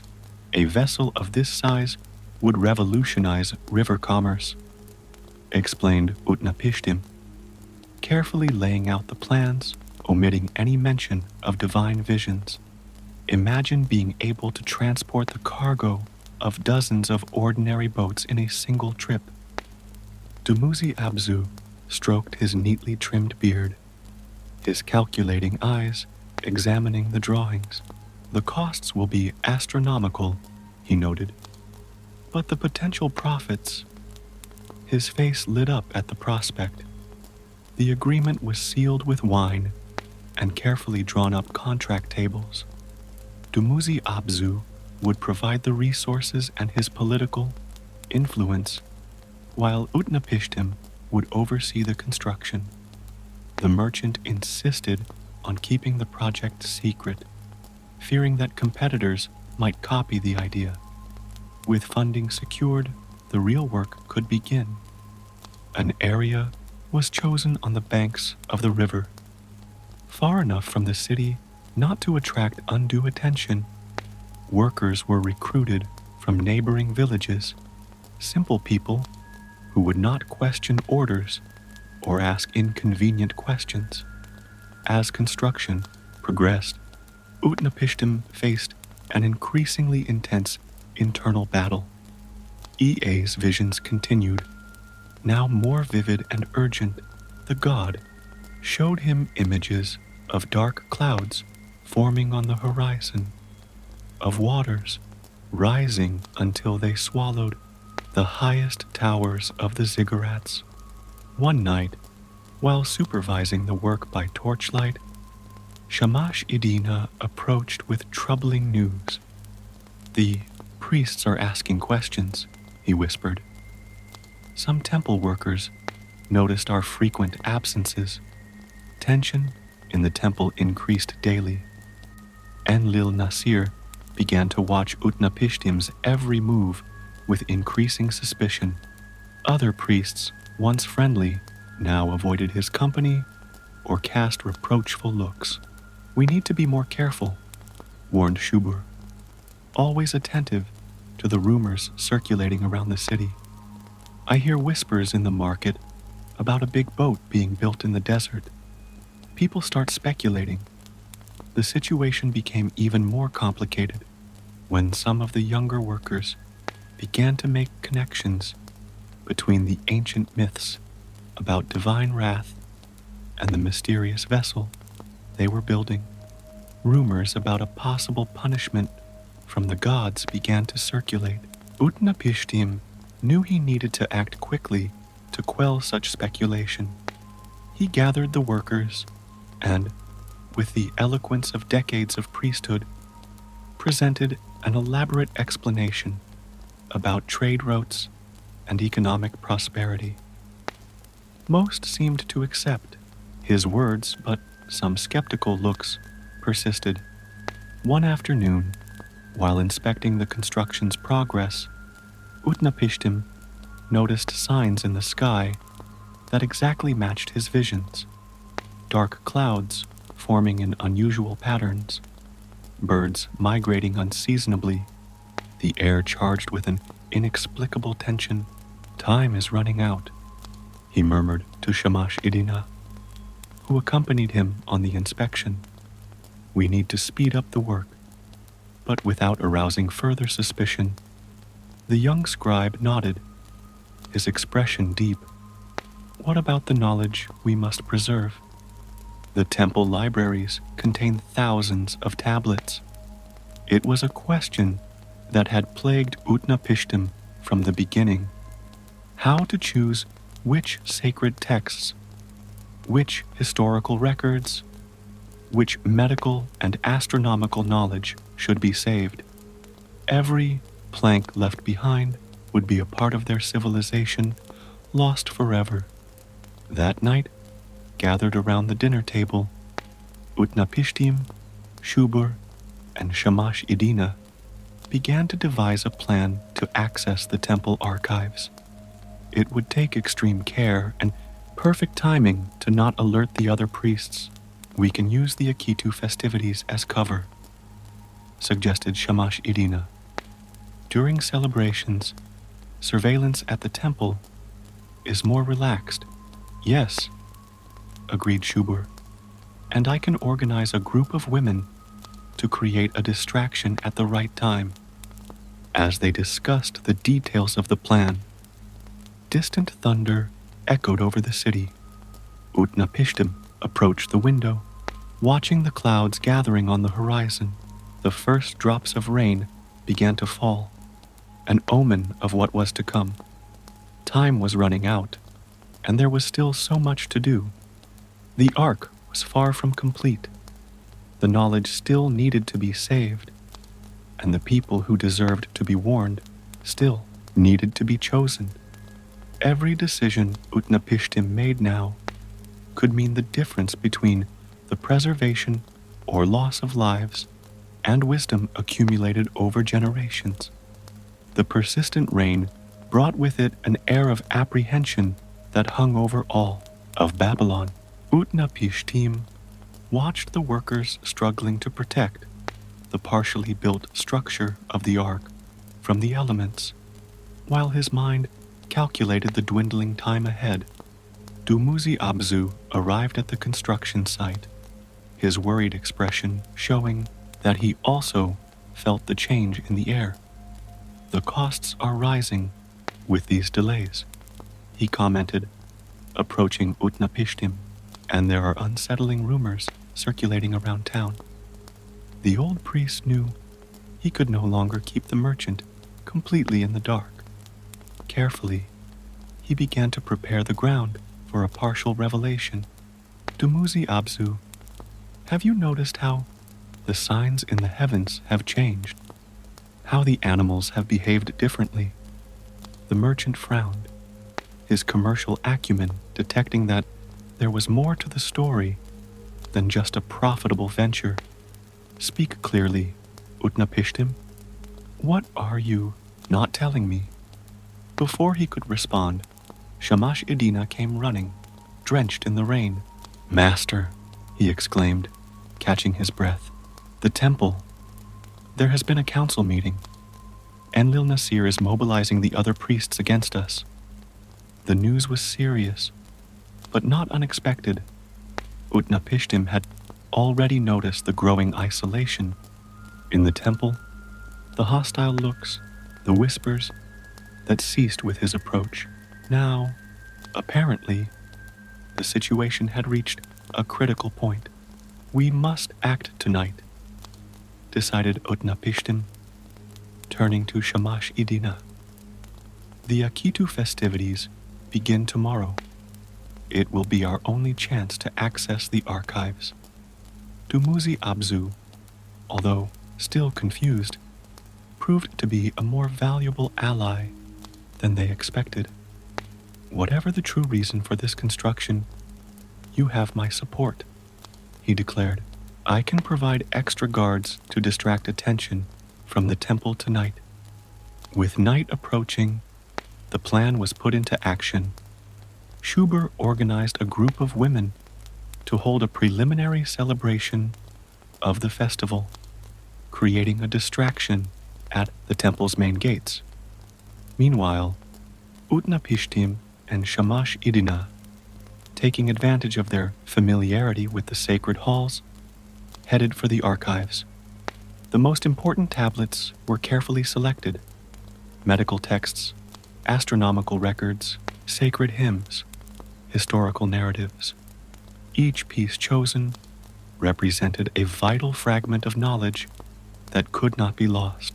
The manuscripts on irrigation and agriculture, whispered Shamash Idina, reaching for a high shelf. They will be essential to start over. They worked methodically, wrapping the boards in cloth and placing them in baskets specially prepared for transport. The distant sound of celebrations masked their movements, but they still needed to be extremely cautious. Suddenly, footsteps echoed down the hall. Utnapishtim and Shamash Idina barely had time to hide behind a column when two priests passed by, talking in low tones. Enlil Nasir plans to confront him tomorrow during the celebrations, one of them said. A public accusation of heresy. After the footsteps moved away, Utnapishtim felt the weight of urgency even greater on his shoulders. Not only did they need to complete the ark and save knowledge, but now they also faced a direct threat to their position and, possibly, their life. Returning to the construction of the ark under cover of night, they found Dumuzi Abzu supervising a new group of workers. The merchant had understood the gravity of the situation and mobilized additional resources. We will work through the night, he announced. With the festivities starting tomorrow, we will have more freedom to transport materials without arousing suspicion. The rain continued to fall, now heavier, and Utnapishtim could not help but see this as another sign of the approaching flood. Ie's visions became more frequent and specific, showing details about how the waters would rise and where they would come from. Shuber arrived with market news. Grain prices are rising. People are restless about the constant rains. Some are already talking about storing provisions. As he supervised the storage of the rescued tablets, Utnapishtim began making a mental list of people who needed to be warned and saved, families of artisans whose skills would be vital to rebuilding, scribes who could help preserve and pass on knowledge, farmers who understood the cycles of the land. We can't save everyone, he murmured to Shubur, the weight of this reality weighing on his voice. But we must save those who carry the seeds of the future. Construction was now progressing at a frantic pace. The rains, which would normally have delayed work, only seemed to increase the workers' urgency. Even those who did not fully understand the purpose of the ark felt that they were participating in something extraordinary. Shamash Idina coordinated the cataloging of the saved tablets, creating a system that would allow easy access when necessary. It's strange, he commented to Utnapishtim, how we are simultaneously preserving the past and preparing the future. Dawn was approaching when Utnapishtim finally allowed himself a moment of rest. Watching the work continue in the torchlight, he saw how each person there played a crucial role. The carpenters shaping the wood, the porters transporting materials, the guards keeping vigil. It was at that moment that a new vision of Ea hit him with full force. This time, the god showed him not only the flood, but also what would come after. A new chance for humanity. A fresh start, but that chance depended on the choices I made now. On every decision about what and who to save. The responsibility was immense, but Utnapishtim knew he was not alone. He looked at Shubur, always strong and practical, to Shamash Idina, with his youth and a dedication, for Dumuzi Abzu, who had proven himself to be more than just a merchant interested in profits. Each of them, in their own way, contributed to a mission that transcended their individual lives. Dawn was beginning to tint the sky when the first sounds of Akitu's festivities echoed through the city. The day of confrontation with Enlil Nasir was approaching, but Utnapishtim was prepared. The waters would come. He had no doubt about that. The question now was to ensure that when they came, they found not only a ready-made ark, but also a careful selection of everything worth preserving from the civilization they knew. The morning of the Akitu festival arrived with a sky filled with dark clouds. Utnapishtim watched the action in the city from a high vantage point near the ark building, his heart heavy with the knowledge of what was to come. The sounds of celebration coming from the city contrasted sharply with the tense atmosphere hanging over the construction site. Shamash Idina approached silently, carrying new tablets with newly saved temple records. The last medical texts have been recovered, he reported. But there are more concerns. Some temple guards have started asking questions about our nighttime activities. Utnapishtim nodded gravely. What about the families we selected? Most were discreetly alerted, replied the young scribe. Many did not fully believe it, but the intensity of the rains began to plant seeds of doubt in their hearts. Some have already begun to prepare provisions, as we suggested. At that moment, Shubur hurriedly appeared. Enlil Nasir has called a public assembly in the main temple, she announced. Her breathing labored from the run. He plans to make the announcement during the high point of the celebrations. The news did not surprise Utnapishtim, but he still felt a tightness in his chest. Years of dedicated temple service would be publicly questioned. His reputation, built over decades, was about to be destroyed in front of the entire people. We cannot allow this to distract us from what is truly important, he declared, turning to the unfinished ark. Time is our biggest enemy now. Dumuzi Abzu, who was supervising the arrival of new shipments of wood, joined the group. My contacts in the northern caravans bring worrying news, the merchant reported. Unprecedented rain has been falling in the mountains. Rivers are rising faster than normal for this time of year. The merchant's words confirmed Ea's visions. The flood would not only come from the heavens, but also from the distant mountains. A gigantic wave that would sweep away everything in its path. As they discussed next steps, a group of workers approached, led by an elderly carpenter named Nur Adad. Master Utnapishtim, he called. We found something strange in the newly arrived wood. The boards, they seem to be moving on their own. The group followed Nur Adad to a pile of freshly cut wood. To everyone's amazement, small insects emerged from the wood. something never seen before in that region. Utnapishtim immediately recognized the sign, further confirmation of Ia's visions. Animals feel first, he murmured. We need to speed up the construction of the creature enclosures. The afternoon progressed, and the sounds of celebration from the city increased. However, work on the ark continued without pause. Utnapishtim organized the workers into shifts, ensuring that construction continued uninterrupted.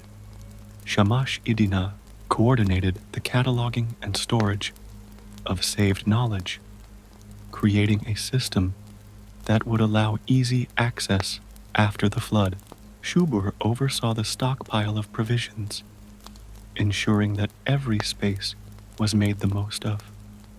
The chosen families began to bring their belongings discreetly, she reported. We are storing everything in a nearby warehouse, ready to be moved when needed. As the day progressed, the tension increased. Messengers brought regular news from the city, where Enlil Nasir was preparing his public accusation. The high priest had assembled a council of elders and other religious leaders, all ready to denounce Utnapishtim as a heretic. We must prepare for the worst, warned Dumuzi Abzu. If the situation turns violent, I have men ready to protect the building and ensure our safety. Utnapishtim, however, remained focused on his mission.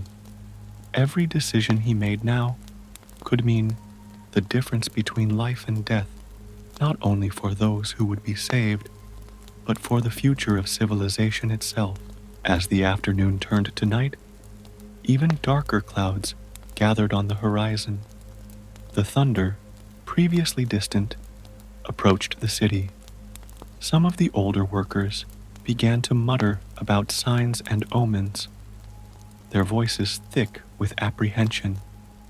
I've never seen the sky like this, commented Nur Adad, looking at the clouds. It's as if the gods themselves are preparing something great. Utnapishtim knew that the moment of truth was approaching. Ie's visions had been clear.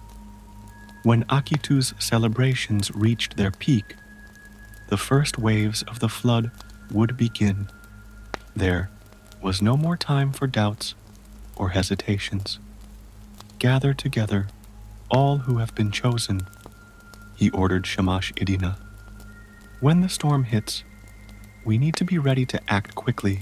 The young scribe left immediately, while Shubur organized the last provisions, and Dumuzi Abzu positioned his men strategically around the ark. The structure, although not yet completely finished, was already imposing enough to fulfill its purpose. The sounds of drums and ritual chants echoed through the city, marking the most sacred moment of Akitu celebrations. It was at this very moment that Enlil Nasir planned to make his public accusation, but Utnapishtim knew that much more significant events were about to unfold. In the midst of final preparations, he allowed himself a moment of reflection. So many lives would be lost, so much knowledge would be destroyed despite their best efforts. The responsibility of preserving what was possible weighed heavily on his shoulders. The gods have given us a chance, he said to himself, not to save everything, but to ensure that something survives to start over. The wind began to blow stronger, and the first drops of rain, unlike any other, began to fall. The moment that Ea had predicted had finally arrived, and with it, the true test of Utnapishtim's faith and determination was about to begin. The drums of the Akitu festival were suddenly silenced by the deafening roar of thunder. The rain, which had started as scattered drops, quickly turned into a curtain of water that punished the city. In the main temple, where Enlil Nasir was preparing to make his public accusation, Panic began to spread among the celebrants.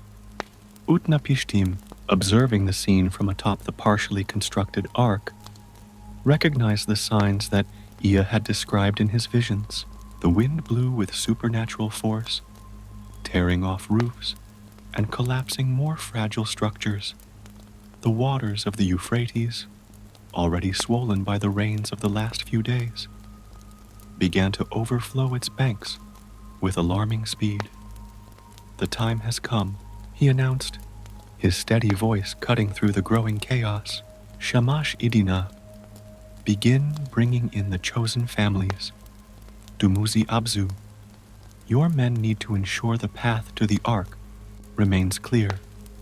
The merchant nodded gravely and began coordinating his guards, who formed a protected corridor between the city and the vessel. Shuber, always practical, was already organizing the entry of provisions and the last documents saved from the temple.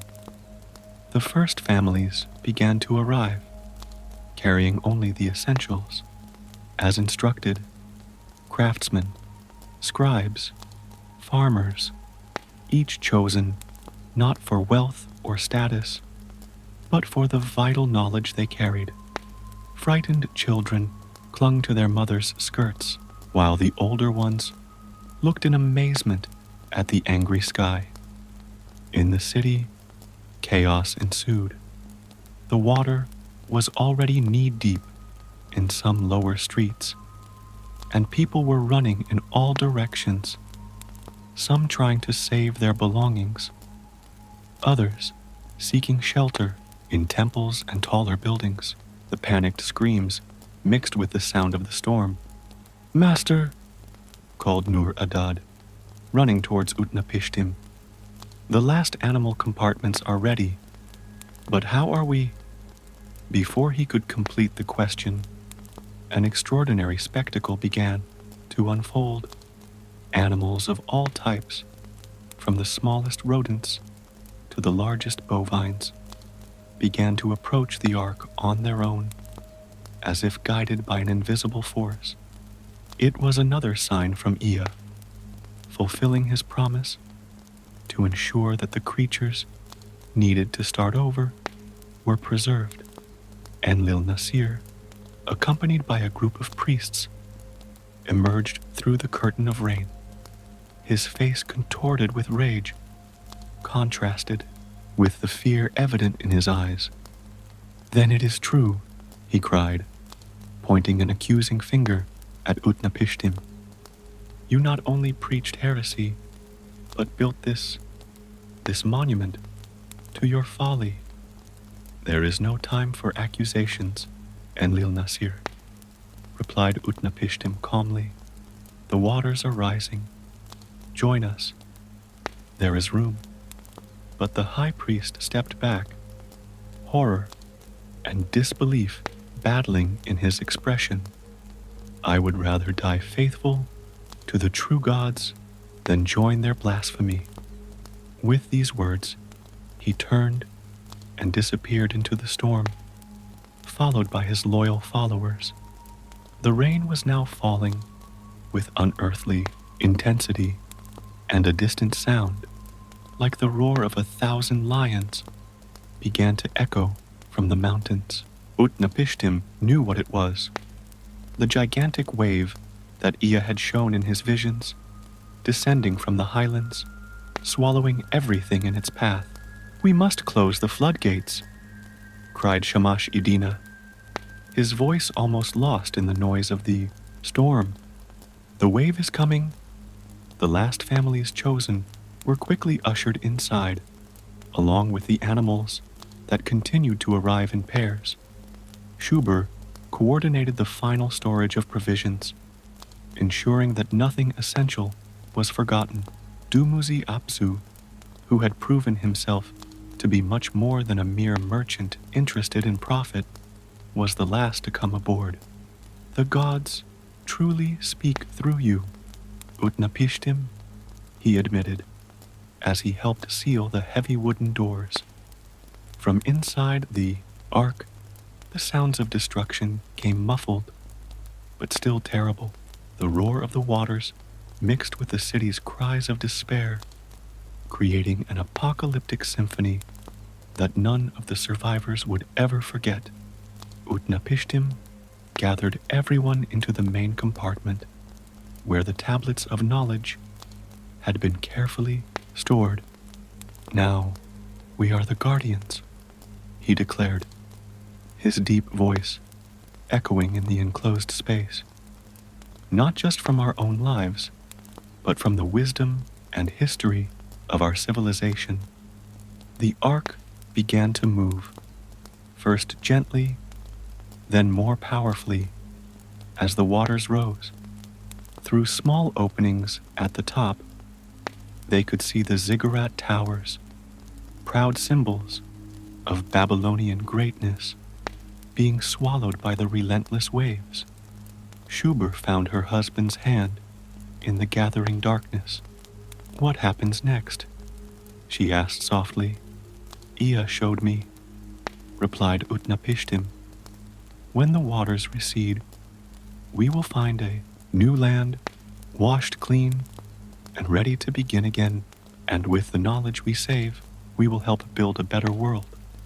Night fell over the floating ark, but inside, small lamps kept the darkness at bay. Shamash Idina began organizing watch shifts, while others tended the animals or checked the provisions. A new community began to form, united by survival and common purpose. As the waters of the flood covered the world they knew, Utnapishtim gazed at the clay tablets that contained the history of their civilization. Each preserved text, each saved knowledge, would be a brick in the construction of the future. Humanity had been given a second chance, and he was determined to make sure it wasn't wasted. Ehe's words echoed in his mind.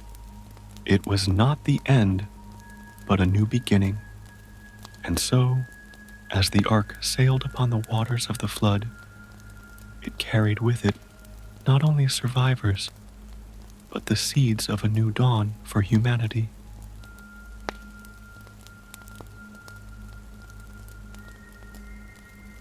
In the misty mountains of Hunan province, where rocky peaks pierced the clouds like ancient needles, lived Li Wei, a 22-year-old scholar who dedicated his life to the ancient texts in the small library of the Golden Dragon Temple.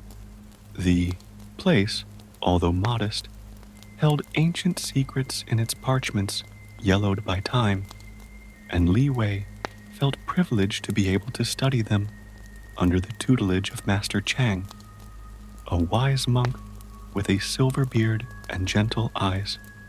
That autumn morning, as a mist covered the valleys like a silken cloak, Li Wei was sorting through a pile of manuscripts when his fingers touched something different, hidden between the pages of a text about ancient dragons.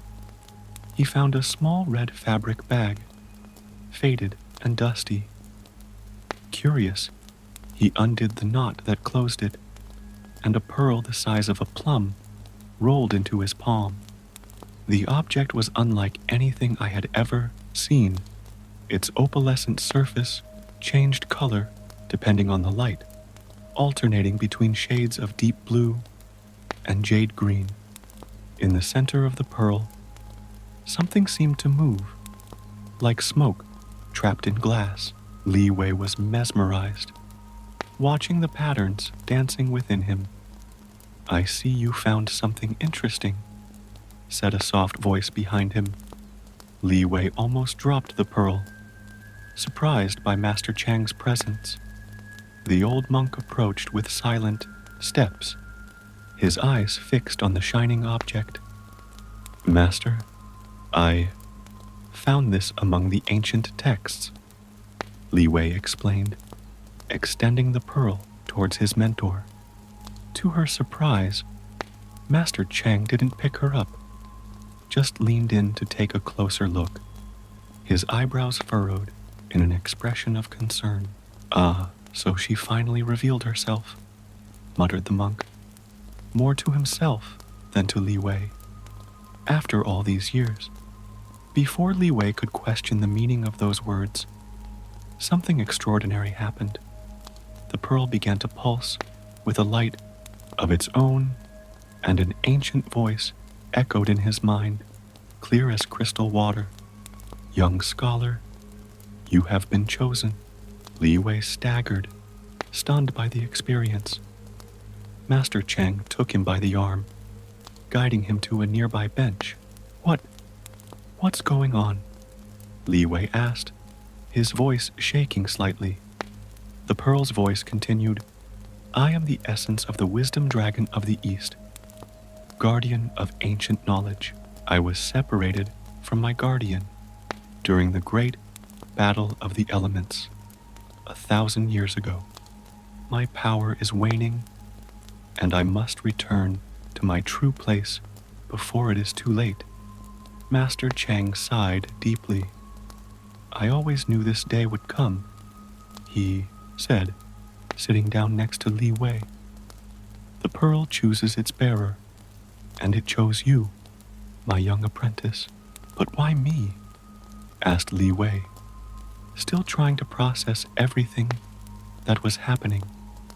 "I'm just a scholar, not a warrior or a hero.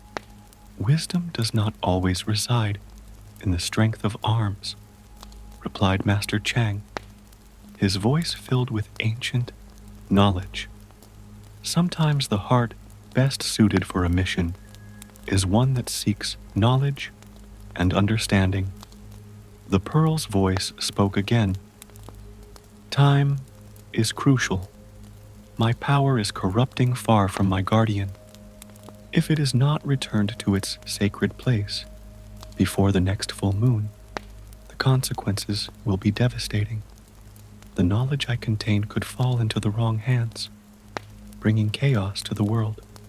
Li Wei looked out the library window, observing the distant mountains shrouded in mist. The responsibility he had just received weighed on his shoulders like a mountain. "Where should I go?" he asked, his voice firmer now. "The Dragon of Wisdom resides in the peak of eternal clouds, beyond the Valley of Whispers," the pearl replied. "But the path will not be easy. Ancient forces have awakened with my discovery, and they will do anything to possess me." Master Cheng stood up, heading to an antique cabinet in the corner of the library. From it, he took a worn leather bag and a rolled-up map. "I've been saving this for this moment," he said, handing the objects to Li Wei. "The map will show you the way, and in the bag there are provisions and items that may be useful on your journey." Li Wei accepted the objects, his heart beating faster at the prospect of the adventure that awaited him. "Master, I don't know if I'm ready for this." The old monk smiled gently. "No one is truly prepared for fate when it calls us, Li Wei.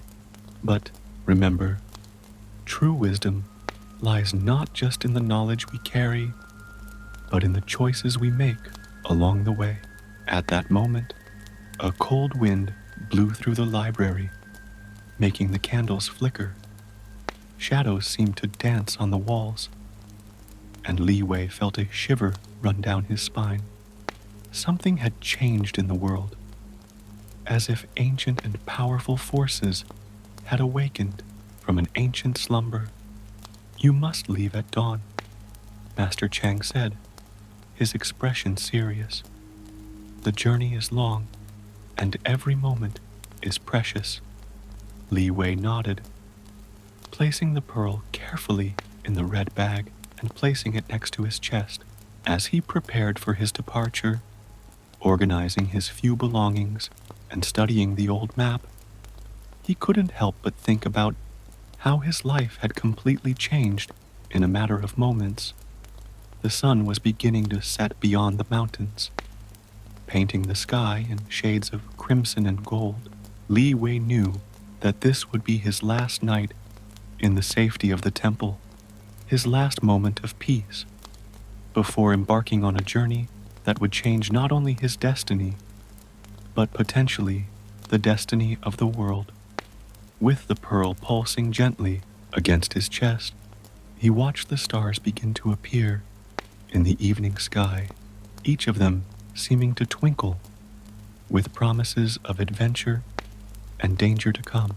Dawn brought with it a cool breeze and bird song as Li Wei began his journey. With the leather bag on his back and the pearl held close to his chest, he walked down the steps of the temple, while Master Chang watched him from above. The old monk had spent the previous night sharing vital knowledge about the route he should take and the dangers he might encounter. "Remember, Li Wei," were the master's last words. "The pearl is not just an object of power, but a test of character. Many have succumbed to the temptation of its knowledge." As he followed the trail that snaked down the mountain, Li Wei consulted the old map. The Valley of Whispers was 3 days' walk away. First crossing the forest of restless spirits, the name alone caused apprehension, but the pearl in his chest pulsed with a comforting energy, as if it wanted to reassure him that he was on the right path. The first few hours of walking were peaceful, with the sun still mild and the familiar landscape of the Hunan Mountains all around you. However, as it progressed, the vegetation began to change. The trees became older and gnarled, their intertwined branches forming a canopy that filtered the sunlight in mysterious patterns. "Be careful now," the pearl's voice echoed in his mind. "We are entering ancient lands, where the line between the material and spiritual world is thin." As if to confirm the warning, a strange sound reached his ears, a whisper that didn't seem to come from anywhere in particular. Li Wei stopped, his senses alert. Between the trees, shadows seemed to move unnaturally, independent of the sunlight. Suddenly, a figure emerged from the woods. It was a young woman dressed in flowing silks, her appearance so ethereal it seemed almost transparent. "Traveler," she called in a melodious voice, "you seem tired from your journey. Why don't you rest at my house? I have tea and stories to share." Li Wei felt the pearl heat up against his chest, a clear warning. He remembered Master Chang's teachings about the forest spirits, who tried to divert travelers from their paths. "I thank you for your kind offer," he replied with a respectful bow, "but I must continue my journey." The woman's smile faltered for a moment, revealing something old and dangerous in her eyes. "I insist," she said, her voice now carrying a commanding tone. "And I would also like to take a closer look at this interesting object it carries." At this moment, Li Wei took out a small bronze bell that Master Chang had given him from his bag. Ringing it once, the crystal-clear sound reverberated through the forest with surprising strength, and the woman's figure dissipated like mist in the sun, along with a cry of frustration. "You learned well," commented the pearl, "but this was just the first of many tests we will encounter." As the day progressed, Li Wei faced more challenges. Fox spirits tried to confuse him with illusions, making him see paths that didn't exist. Ancient shadows whispered promises of power and a knowledge if he handed over the pearl. Each time he resisted a temptation, he felt stronger, more certain of his purpose. At dusk, he found a clearing where he decided to set up camp. As he prepared a small fire, he heard the sound of branches breaking. This time, it was not a spirit, but a group of bandits that emerged from the shadows their intentions clearly hostile. "Well, well," said the leader, a tall man with a scar across his face. "What do we have here? A young scholar alone in the forest, and carrying something valuable, it seems." Li Wei slowly stood up, his mind racing to find a solution. He wasn't a fighter, but he had other resources. "What I carry is of no value to you," he said calmly, even though his heart was beating fast. "Let us be the judge of that," replied the bandit, advancing with his sword drawn. At this moment, Li Wei threw in a handful of special powder that Master Chang had included in his bag. Upon touching the bonfire, the dust created an explosion of bright light and colorful smoke. Taking advantage of the confusion, he ran to the safety of the trees, guided by the soft light of the pearl. The bandits chased him for some time, but Li Wei knew well the teachings on how to move silently in the forest. Gradually, the voices of their pursuers fell behind, until only the silence of the night remained. Exhausted but relieved, Li Wei found shelter in a small natural cave. As he caught his breath, the pearl glowed more brightly, projecting images onto the cave walls, ancient maps and symbols showing a safer path through the forest. "You're learning fast," said the pearl's voice. "True strength is not always in physical power, but in the wisdom of knowing when and how to use the resources we have." That night, while resting in his makeshift shelter, Li Wei reflected on everything that had happened. In just one day, he had faced ancient spirits and bandits, using not brute force, but intelligence, and the knowledge he had acquired in his studies. Maybe that was why the pearl had chosen him. The full moon illuminated the cave entrance, reminding him of the precious time he had to complete his mission. Tomorrow would be another day of challenges, but now he felt more prepared to face them. With the pearl as his guide, and Master Chang's teachings in his heart, Li Wei fell asleep, his dreams populated by ancient dragons and the wisdom he was yet to discover. With the first ray of sunlight, Li Wei awoke in the cave, his sore muscles from the previous day reminding him of the trials he had faced. The pearl emitted a soft glow, more intense than in previous days, as if responding to the proximity of its destination.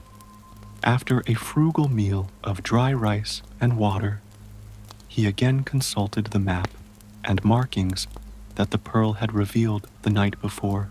"The Valley of Whispers is near," the pearl's voice reported. "But first, we must cross the swamp of lost memories. It is a dangerous place where reality and illusion mix." Li Wei organized his belongings and left, following the mystical instructions. The forest gradually gave way to a wetter landscape, where low-lying mist snaked between twisted, moss-covered trees. The air became heavy and humid, charged with a peculiar odor of decaying vegetation. "Keep your mind clear," warned the pearl. "The swamp has the power to materialize memories and desires. Not everything you see will be real." As he cautiously advanced over the sodden ground, Li Wei began to hear familiar voices carried on the wind. First, he recognized his mother's voice, calling him as she had done in his childhood. Her heart sank with longing. It had been 3 years since she left this world. "Li Wei, my son." The voice sounded sweet and tempting. "Why risk yourself so much? Return home to safety." He closed his eyes for a moment, focusing on the weight of the pearl in his chest. "It's not real," he muttered to himself, continuing on his way. The illusions became more intense. He found himself surrounded by versions of himself at different points in his life. The boy who lost his mother, the young man who arrived at the temple, the scholar who dreamed of recognition. Each version offered a different temptation, a reason to give up on the journey. Amidst the visions, a particular figure caught his attention. It was Master Chang, but not as he had left him days ago. This version looked younger, his eyes shining with an intensity that Li Wei had never witnessed. "You don't need to return the pearl," said the fake Master Chang. "With your power, we could achieve unimaginable knowledge. Isn't that what you always wanted? To understand the mysteries of the universe?" Li Wei felt the pearl heat up, warning him of danger. "The real Master Chang taught me that wisdom is not in possessing knowledge, but in understanding how to use it," he replied, his voice steady despite the trembling in his legs. At that moment, a thunderous sound cut through the air, and a creature emerged from the murky waters of the swamp. It was an ancient being, half serpent, half dragon, its black scales gleaming with a sickly shine, his eyes, red as coals, fixed on the pearl. "Ah, young fool," hissed the creature, "you carry something you do not understand. Give me the pearl, and I will spare your life." Li Wei took a step back, his mind working quickly. He remembered a passage from the ancient texts about swamp creatures. They were powerful, but bound to their watery domains. "If the pearl is so important," he replied, biding his time as he searched for firmer ground, "why didn't you get it yourself sooner?" The creature hissed again, more threateningly. "Insolent! You have no idea what powers you're playing with." As the creature spoke, Li Wei noticed a pattern in the waters. Small islands of dry land formed an almost imperceptible path. Carefully, he began to move, jumping from one island to another. The creature lunged towards him, but as Li Wei suspected, it could not stray too far from its deep waters. His attempts to reach him became weaker with each island he reached. Wisdom lies in knowing not only the strength of the enemy, but also his limitations, echoed the voice of the pearl in his mind. After what seemed like an eternity, Li Wei reached the opposite bank of the swamp. The creature roared in frustration, its threats echoing more and more distantly as it walked away. The illusions of the swamp dissipated like mist in the sun. Exhausted but triumphant, Li Wei allowed himself a brief moment of rest. The pearl glowed with approval, its warmth comforting against his chest. "You are learning to trust your instincts," said the pearl. "The Valley of Whispers is just ahead, but make no mistake, the challenges we've faced so far are just the beginning." Li Wei nodded, taking a sip of water from his canteen. The sun was already high in the sky, and in the distance I could see the rock formations that marked the entrance to the Valley of Whispers. The stories he had heard about that place spoke of winds that carried the voices of the dead and ancient magic that tested the very essence of travelers. Adjusting the bag on his back and checking the map once again, Li Wei began the last leg of his journey to the valley. The pearl pulsed more strongly now, as if responding to the proximity of its final destination. The wind began to change, bringing with it distant whispers and promises of new challenges that would require not only his courage, but all the wisdom he had acquired up to that point. The Valley of Whispers turned out to be a deep gorge between steep mountains, where the wind made mysterious sounds as it passed through the rock formations. Li Wei felt a chill as he noticed that some of these sounds seemed to form words, as if ancient spirits were trying to communicate. "This is a sacred place," said the Pearl, its voice more solemn than usual. "The valley serves as a bridge between the world of the living and the spiritual realm. The whispers you hear are echoes of ancient stories, secrets long forgotten." As he advanced through the valley, Li Wei noticed that the rocky walls were covered in ancient inscriptions, some so weathered that they could barely be distinguished. The sunlight, filtered through the mist that hung above, created dancing shadows that seemed to bring the characters etched into the stone to life. Suddenly, a different sound caught his attention: hurried footsteps and human voices. Hiding behind a rock, Li Wei watched a group of people dressed in black robes hurriedly pass by. They carried flashlights and tools and spoke in low, urgent tones. "Treasure hunters," whispered the Pearl. "They sensed the awakening of my energy and came in search of ancient relics. We must be even more careful now." Li Wei waited for the group to move away before continuing on his way. But now, with extra caution, the valley narrowed as it advanced, and the whispers became more distinct. Some voices seemed to speak directly to him, offering forbidden knowledge and secrets of the universe.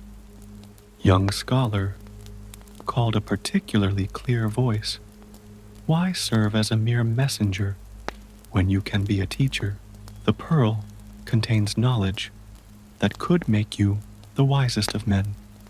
Li Wei felt temptation rising in his heart, but he remembered Master Chang's words about the true nature of wisdom. "Knowledge without understanding is like a sword without a warrior," he muttered to himself. The path took him to an ancient stone bridge that spanned a deep chasm. Below, a thick mist hid the bottom of the cliff. The structure appeared fragile, with several loose stones and obvious cracks. "There is no other way," informed the Pearl, "but be careful. The bridge responds not only to physical weight, but also to the weight of intentions." As Li Wei prepared to cross, familiar voices echoed again. His parents, Master Chang, childhood friends. Each voice brought a memory, a doubt, a regret. The bridge began to shake beneath their feet. "Keep your mind clear," the Pearl instructed. "Every step must be taken with pure purpose." Li Wei closed his eyes for a moment, focusing on his mission. When he reopened them, he began to cross the bridge with firm but gentle steps, focusing only on the path ahead. The voices continued, but now they seemed more distant, less persuasive. Near the middle of the bridge, he heard screams and the sound of falling stones. The group of treasure hunters had returned and were now chasing him. "Stop," shouted one of them. "Hand over the Pearl and we'll let you go." The situation was critical. The bridge couldn't support everyone's weight, and Li Wei could see that the hunters didn't care about that. They began to cross anyway, making the structure groan dangerously. At this moment, Li Wei had an idea.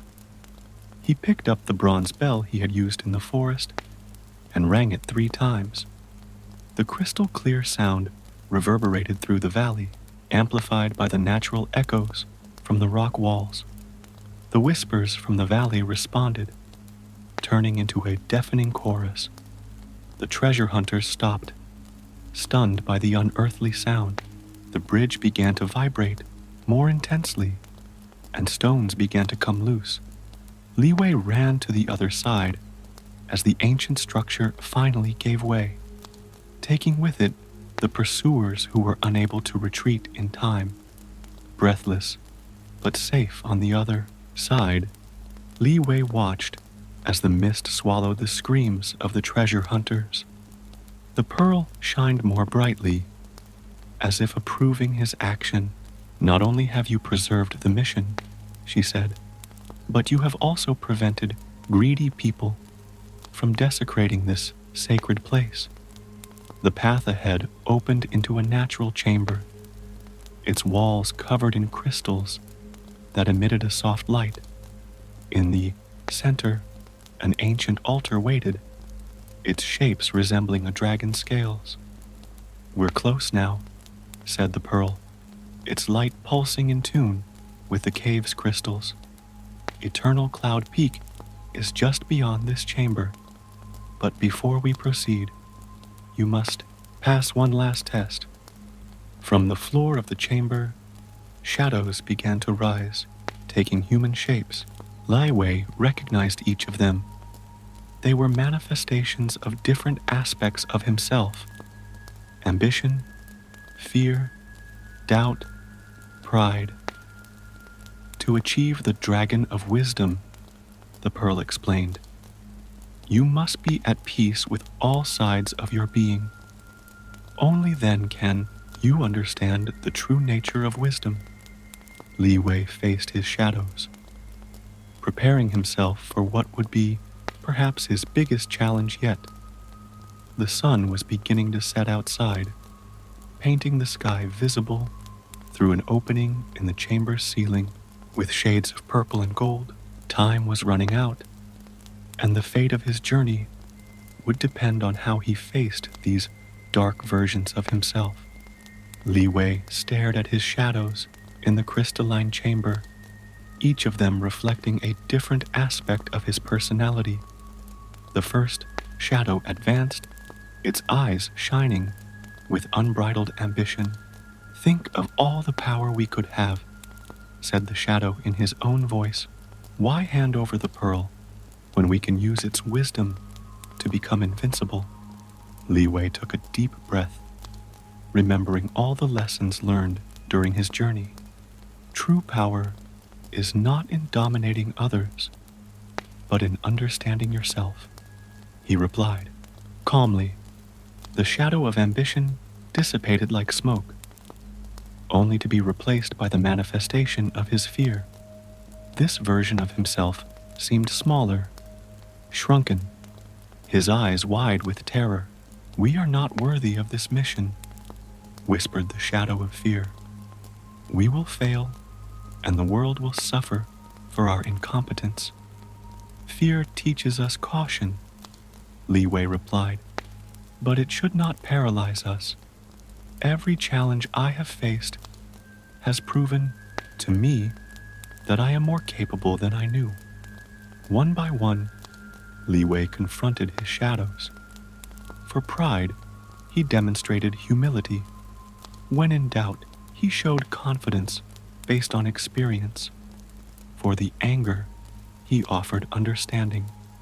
Each confrontation made him feel lighter, more complete. The pearl glowed more and more brightly, its internal patterns dancing with an almost palpable energy. The chamber's crystals responded to its light, creating a spectacle of colors and reflections that seemed to celebrate Li Wei's every victory over his shadows. As the last shadow dissipated, a passage opened in the wall of the chamber, revealing an ancient staircase that spiraled upward. Li Wei began to climb the steps, feeling the air becoming thinner as he ascended. Finally, he emerged atop Eternal Cloud Peak. The location was surreal, a natural platform of smooth rock, surrounded by clouds that danced in hypnotic patterns. In the center, a majestic figure awaited him, The Dragon of Wisdom was unlike any representation Li Wei had ever seen in ancient texts. Its serpentine body seemed to be made of silver light, with scales that reflected all the colors of the rainbow. His eyes contained entire universes, and his presence emanated a knowledge so profound it made the air vibrate. "Welcome, young scholar," said the dragon, his voice reverberating not only in the air, but in Li Wei's very soul.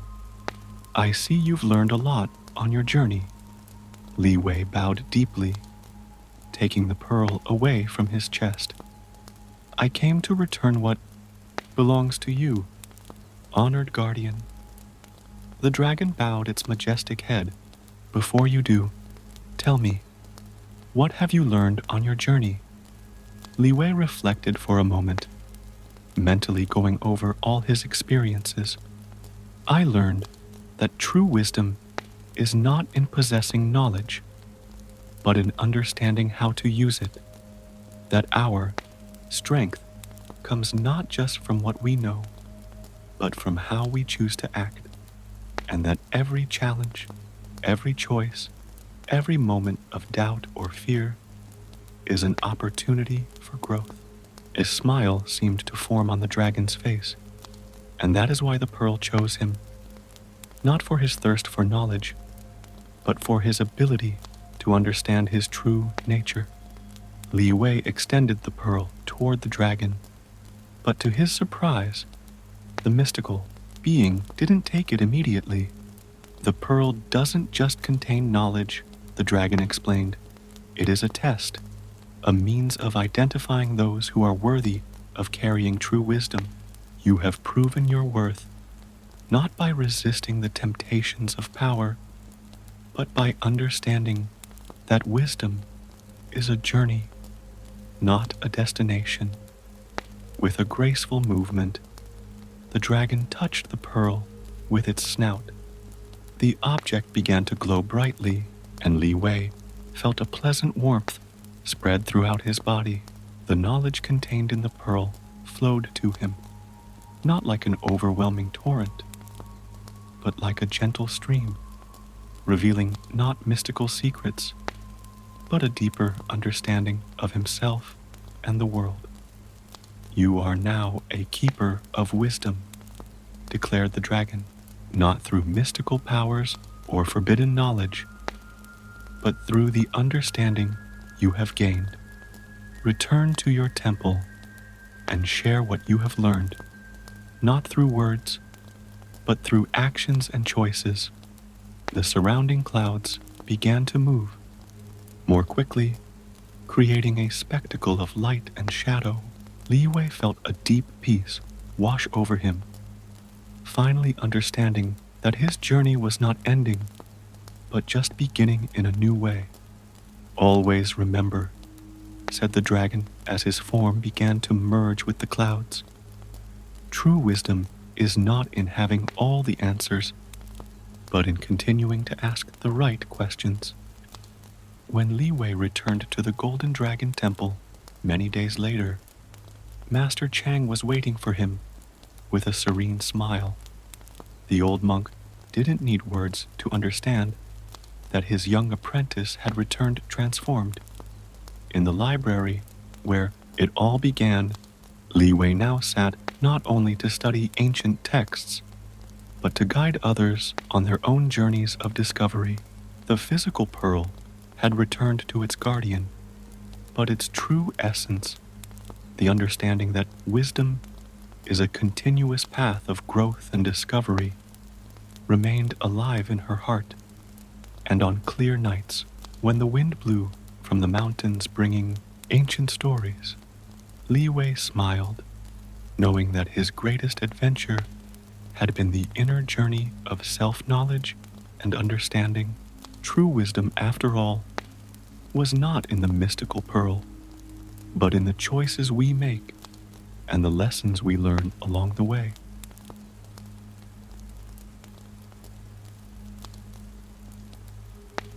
In a faraway kingdom, where the mountains touch the clouds and the valleys were covered in golden flowers, lived Princess Helena, a young girl with honey-colored hair and eyes as green as emeralds. Her life in the castle was peaceful and happy until the day her father, King Theodore, announced that she should marry Prince Richard, heir to the Northern Kingdom, to strengthen the alliance between the two kingdoms. Helena didn't know Prince Richard personally, but she had exchanged letters with him for months, and his kind and intelligent words had gradually won her heart. The prospect of finally meeting him filled her with anticipation and nervousness. For the long journey to the Northern Kingdom, her father had provided a special companion, his beloved horse, Falada, a magical animal that had been a gift from his late mother.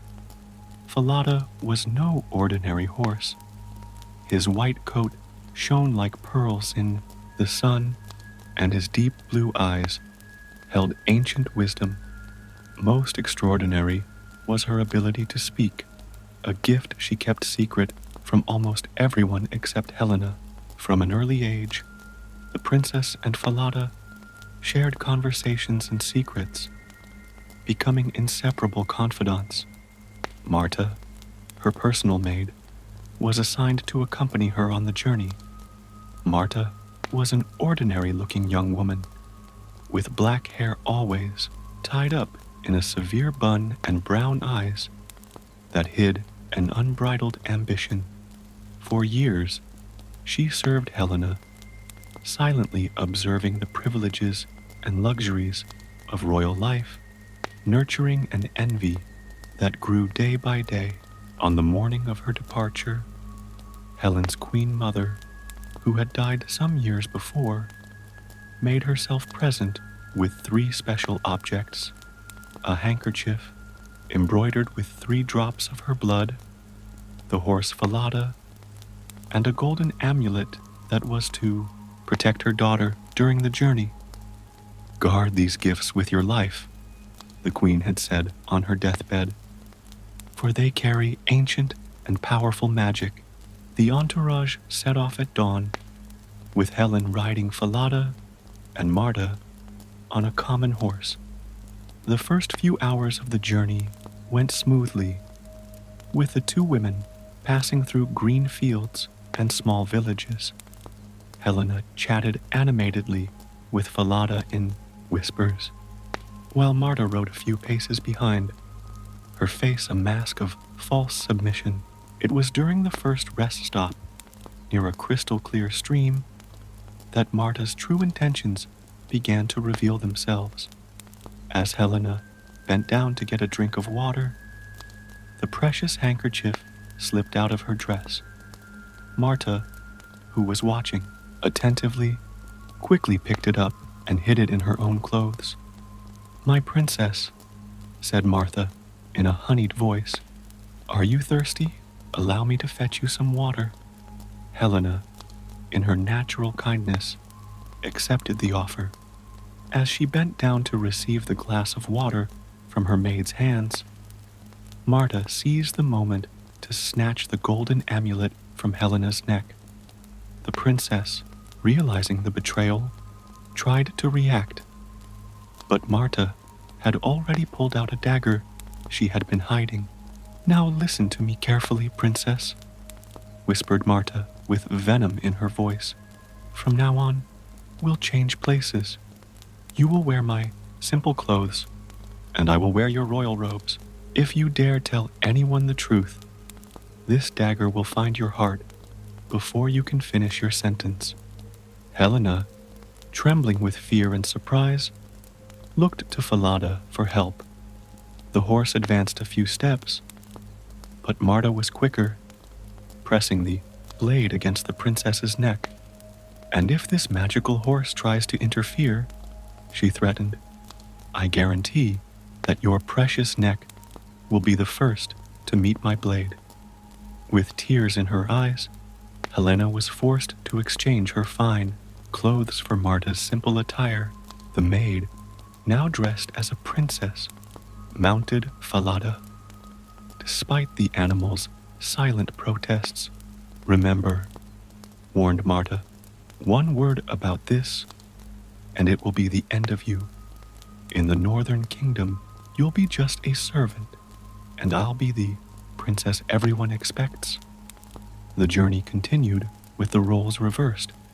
Helena, mounted on the common horse, wept silently as she watched her former maid riding her beloved Falada. The magical horse cast worried glances at its true owner, but was helpless in the face of Marta's threats. As they approached the northern kingdom, Helena's anxiety grew. How could she bear to see her maid marry Prince Richard? How could she live a life of servitude in the kingdom she was supposed to rule alongside her true love? Only Falada knew the truth, but even he was under constant threat from the cruel Marta. The sun was beginning to set when they saw the first towers of the castle of the northern kingdom on the horizon. Helena knew that, from that moment on, her life would change forever. Her heart was heavy with the weight of the secret she was forced to keep, but a small flame of hope still burned in her chest. Perhaps, somehow, the truth would find a way to come out. As they rode through the last fields before the castle, Helena whispered an ancient prayer her mother had taught her, asking for strength to face the difficult days ahead. The wind carried her words across the golden fields, and for a brief moment it seemed that even nature shared her sadness. The sun had already set when the entourage finally crossed the gates of the northern kingdom. The torches lit along the castle walls cast dancing shadows on the ancient stones, creating a spectacle that, in other circumstances, would have delighted Helen. Now, however, every step towards the castle only increased her despair.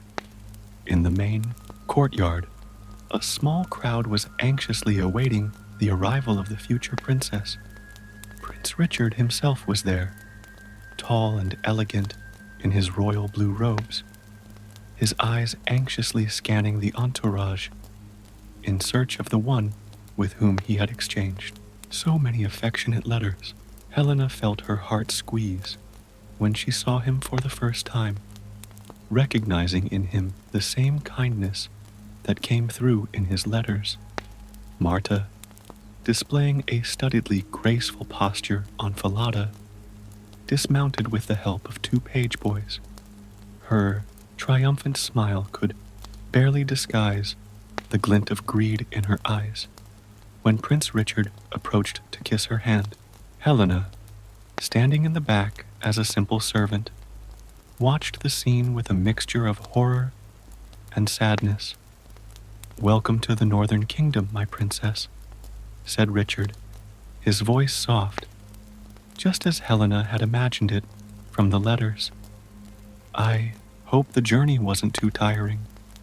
"Not at all, my prince," replied Marta, imitating the refined manners she had observed in Helena over the years. "The journey was uneventful, especially with this magnificent horse." Falada, upon hearing these words, shook her head in obvious displeasure, but only Helena noticed her gesture of protest. The magical horse cast a meaningful glance at its true owner, as if asking forgiveness for not being able to reveal the truth. In the days that followed, Helena was assigned to work in the stables, and later as a goosekeeper in the castle grounds. Marta, fearing that the closeness between Helena and Falada might expose her secret, quickly orchestrated a cruel plan. "My beloved prince," she said one morning, her honeyed voice hiding her true intentions, "that white horse, though magnificent, has proved dangerously temperamental. I fear for my safety and suggest that he be sacrificed.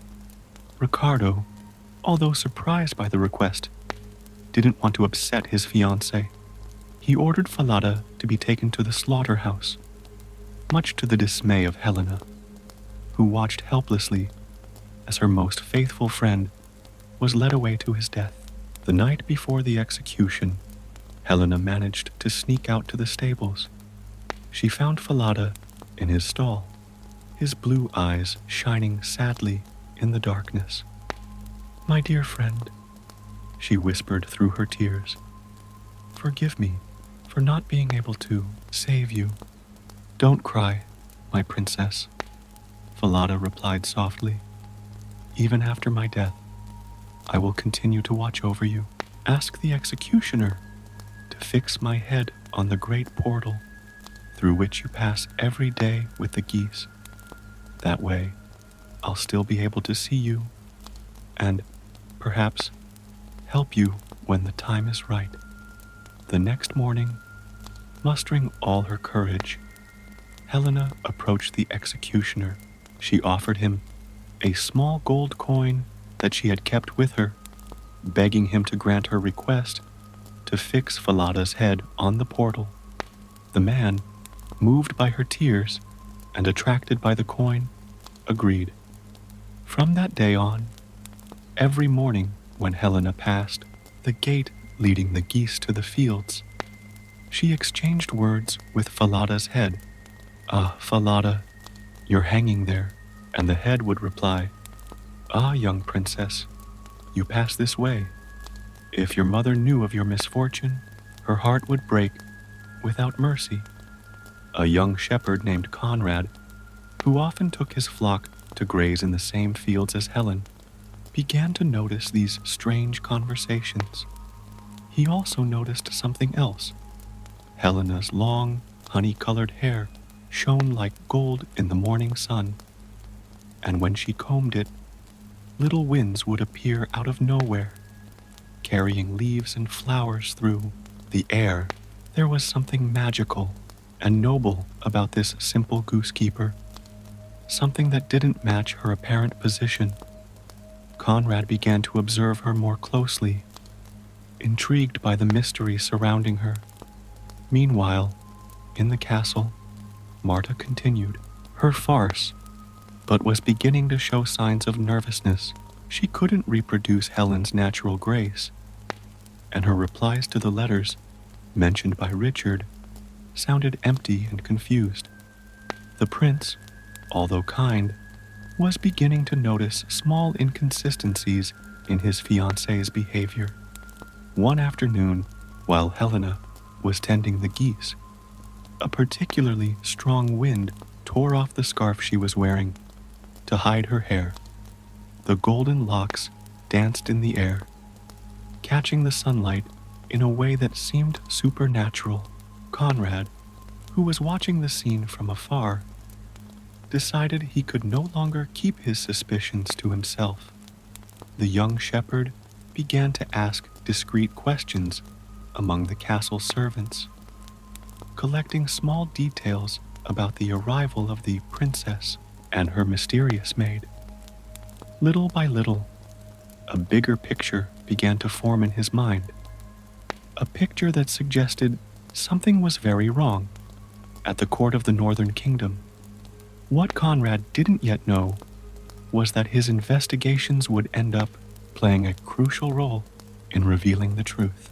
For now, he continued to watch silently as Helena went about her daily routine, finding solace only in her brief moments with Falada's head and in the increasingly faint hope that one day the truth would come out.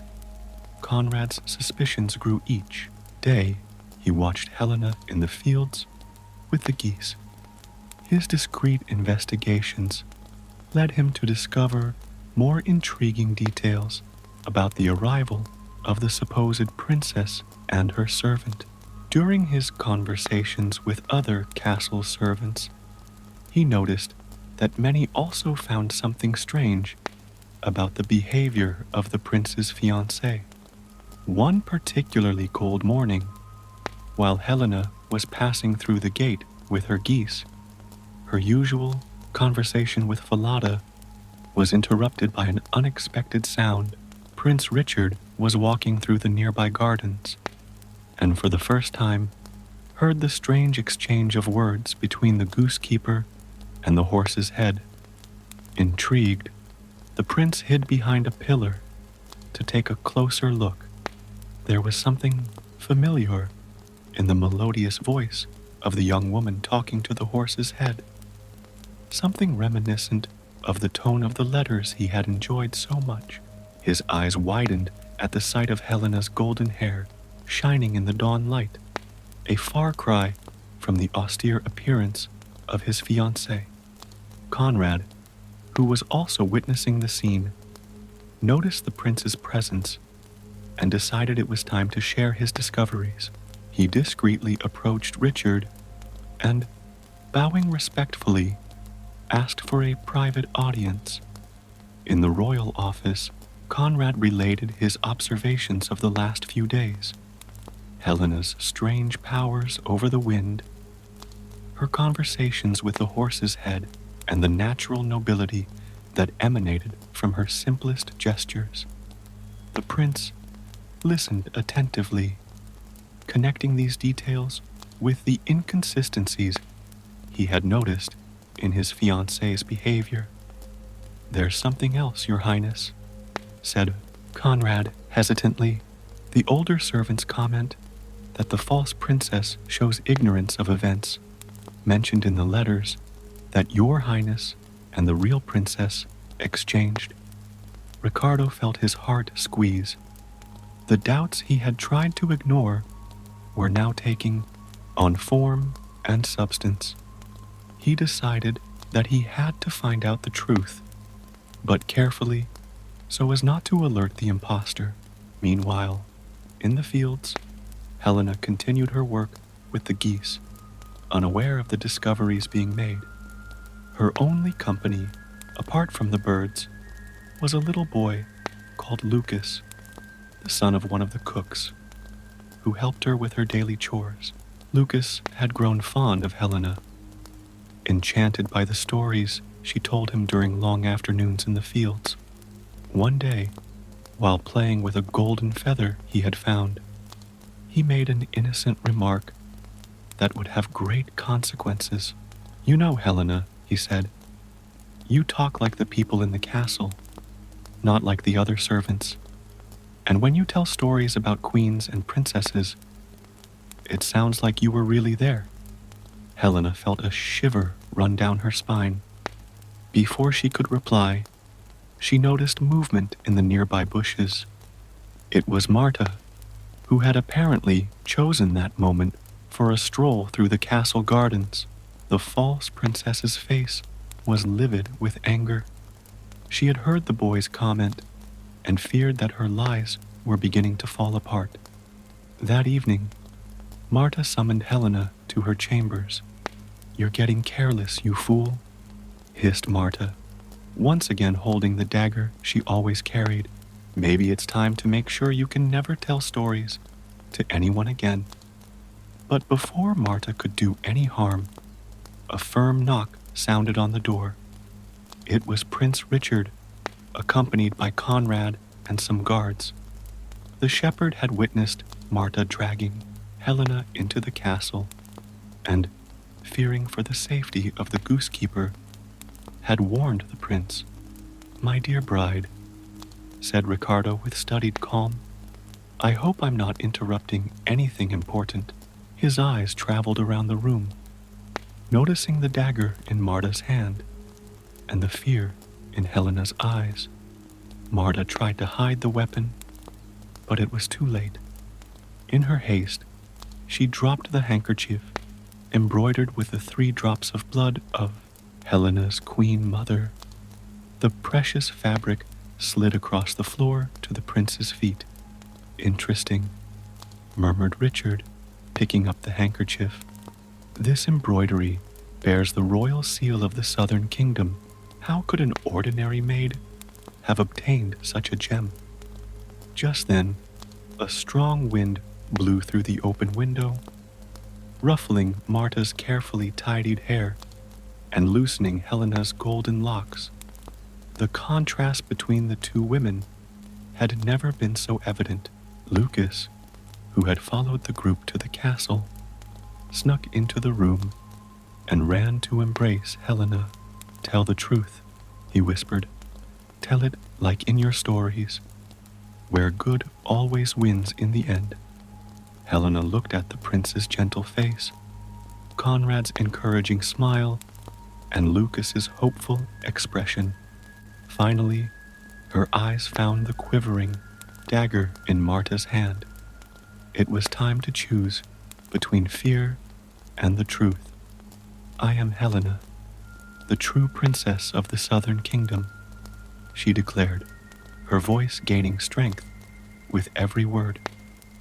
"And this woman, my former servant, forced me to change places with her under threat of death."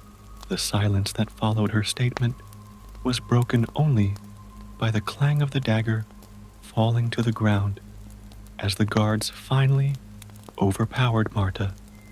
The false princess, seeing her plan fall apart, began shouting desperate accusations, but her words rang hollow in the face of Helena's natural dignity. In the days that followed the revelation of the truth, the castle of the Northern Kingdom underwent a profound transformation. Martha was immediately imprisoned in the dungeons, awaiting trial for her crimes, while Helena was restored to her true position as princess. Prince Richard, deeply ashamed of not realizing the deception beforehand, devoted himself entirely to compensating Helena for the suffering she had endured. News of Helena's true identity spread quickly throughout the kingdom. The castle servants, who had always noticed something special about the gentle goosekeeper, now bowed respectfully when she passed by. Lucas, the cook's little son, was appointed the princess's personal page, a reward for his loyalty and friendship during the difficult days. Conrad, whose careful observations had been instrumental in unmasking Marta, was promoted to royal advisor, a position he accepted with humility. His meticulous investigations had revealed that Marta had not acted alone. She had accomplices among some of the castle's servants who had helped her maintain her charade. One morning, while walking through the gardens with Richard, Helena stopped in front of the portal where Falada's head was still attached. Silent tears streamed down her face as she gently touched her former friend's muzzle. "Falada always knew the truth," she said softly. "He tried to protect me to the end, even when he could no longer speak openly." Ricardo, moved by the pain in his voice, made a solemn promise. "I will have a memorial built in Falada's honor in the castle gardens. His sacrifice and loyalty will never be forgotten." Falada's head, as if responding to the prince's words, glowed softly in the sunlight. Helena could have sworn she saw one last smile in her friend's eyes before the magical glow that kept him conscious finally faded. His mission accomplished, King Theodore, Helena's father, was immediately informed of the events. His fury at the treatment of his daughter was only appeased by the news that she was now safe and that justice would be done. He left immediately for the Northern Kingdom, bringing with him documents and witnesses who could confirm Helen's true identity. During Marta's trial, which took place in the great hall of the castle, several truths came to light. The former maid, confronted with evidence of her betrayal, finally confessed how she had planned her usurpation for years, studying Helena's ways and gathering information that could make her farce convincing. "I always wanted to be more than," just a servant," Marta declared, her bitter voice echoing through the hall. "Why should she have everything just because she was born a princess?" Helena, sitting next to Ricardo during the trial, felt a mixture of pity and disappointment for her former servant. "True nobility is not in blood or title," she said, her voice clear and firm, "but in the actions and heart of each person." The royal council, presided over by King Theodore and the nobles of the northern kingdom, deliberated at length on Martha's fate. For her crimes of treason, threatening the life of the princess and usurping royal identity, she was condemned to perpetual exile, to live out the rest of her days in a distant land beyond the seas, while Marta was being taken away to serve her sentence. Helena dedicated herself to making up for lost time with Richard. The letters they had exchanged took on new life in their conversations, and the love that had been born through written words blossomed even stronger in their daily coexistence. The prince discovered that the real Helena exceeded all his expectations. Her strength in the face of adversity, her compassion even for those who had wronged her, and her natural wisdom charmed him more and more. The afternoons she had spent tending the geese had not diminished her regal grace. On the contrary, they had only increased her understanding of the lives of the ordinary people of the kingdom. Lucas remained a constant presence in Helena's life, now no longer as a little companion in the fields, but as a dedicated apprentice in the arts of the court. The princess made a point of continuing to tell him stories, but now her tales had a different flavor. They were stories of perseverance, of justice, and of how the truth, however long it takes, always finds its way. One day, while supervising the construction of Falada's memorial in the gardens, Helena found something extraordinary. A small sprout growing exactly where the magical horse's last tears had fallen.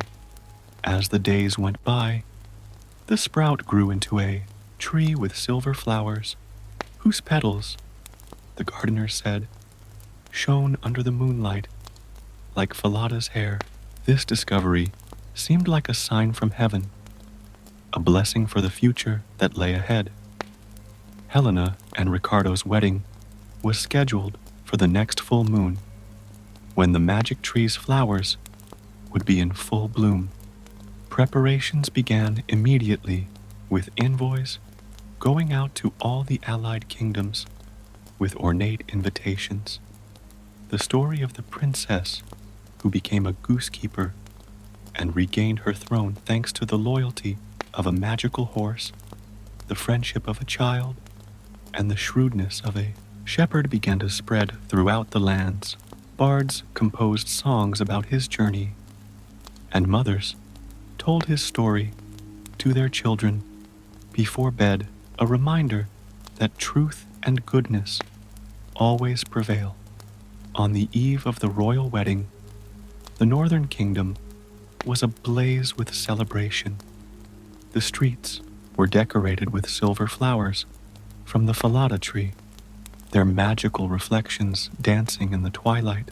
Helena, in her chambers, watched the preparations from the window as she recalled her extraordinary journey from that first day as a goosekeeper to the present moment. Little Lucas ran into the room, his eyes shining with excitement. "Princess Helena, you must see. More guests have arrived from the southern kingdom," she smiled, taking the boy's hand and walking out onto the balcony.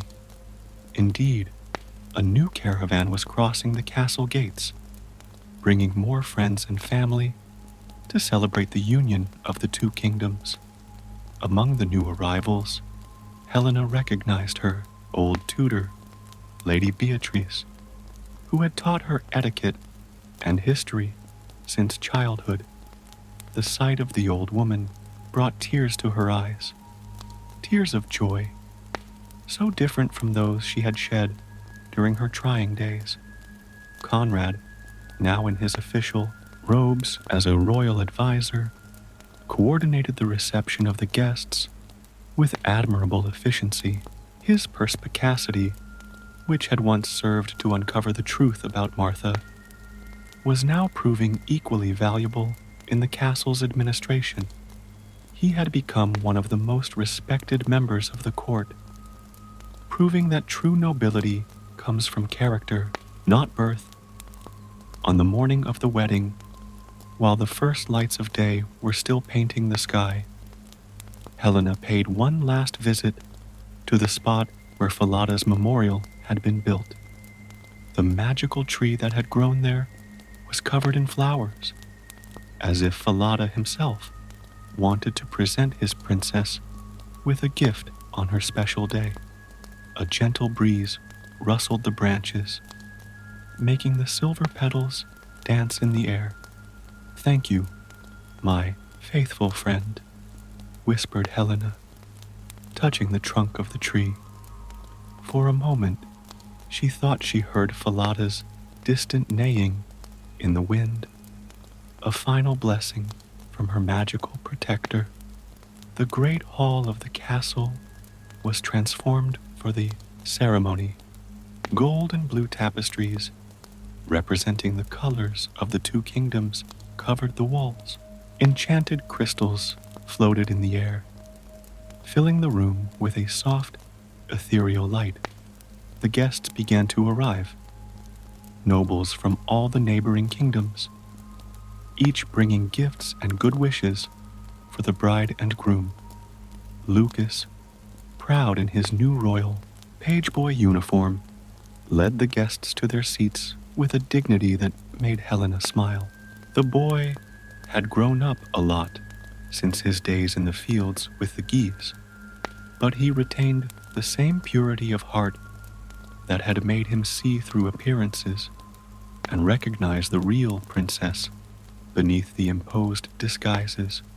When the time came for the ceremony, Helena walked down the center aisle of the hall, wearing a dress that combined the simplicity she had learned to value with the elegance of her royal position.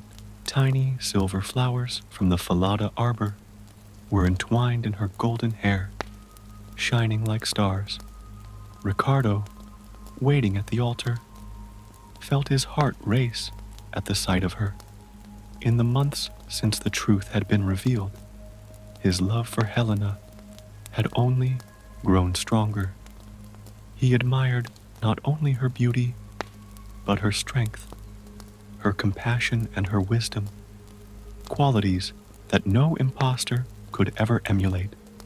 King Theodore, with tears in his eyes, led his daughter to the altar.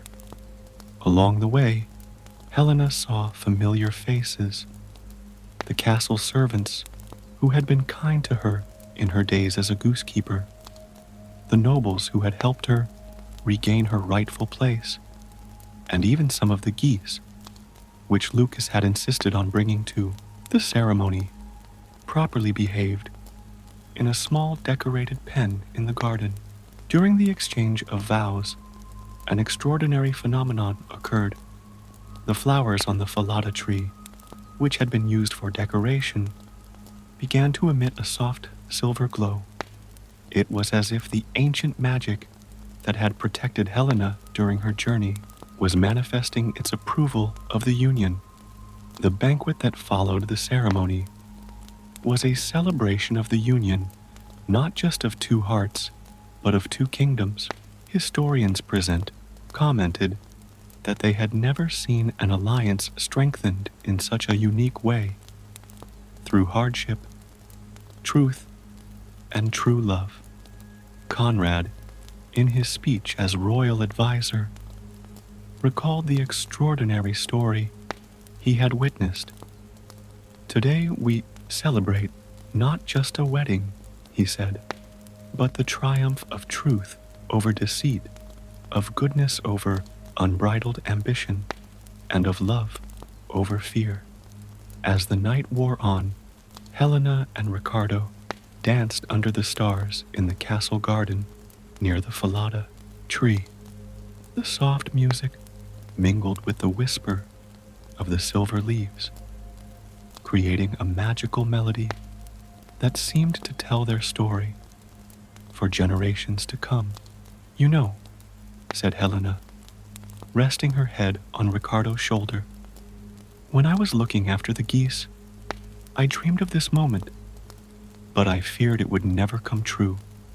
Now I understand that every trial I've faced has made me stronger, more worthy of the love we share.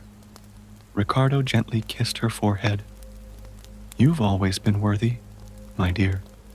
Every letter we exchanged, every word we wrote, revealed your true heart, something no disguise could hide. Lucas, who had fallen asleep in a nearby chair, smiled in his sleep, probably dreaming of the new stories that would be born of this day. Helena knew that her own story would continue to be told, not just as a fairy tale, but as a testament to the power of true love and the importance of staying true to yourself, no matter the circumstances.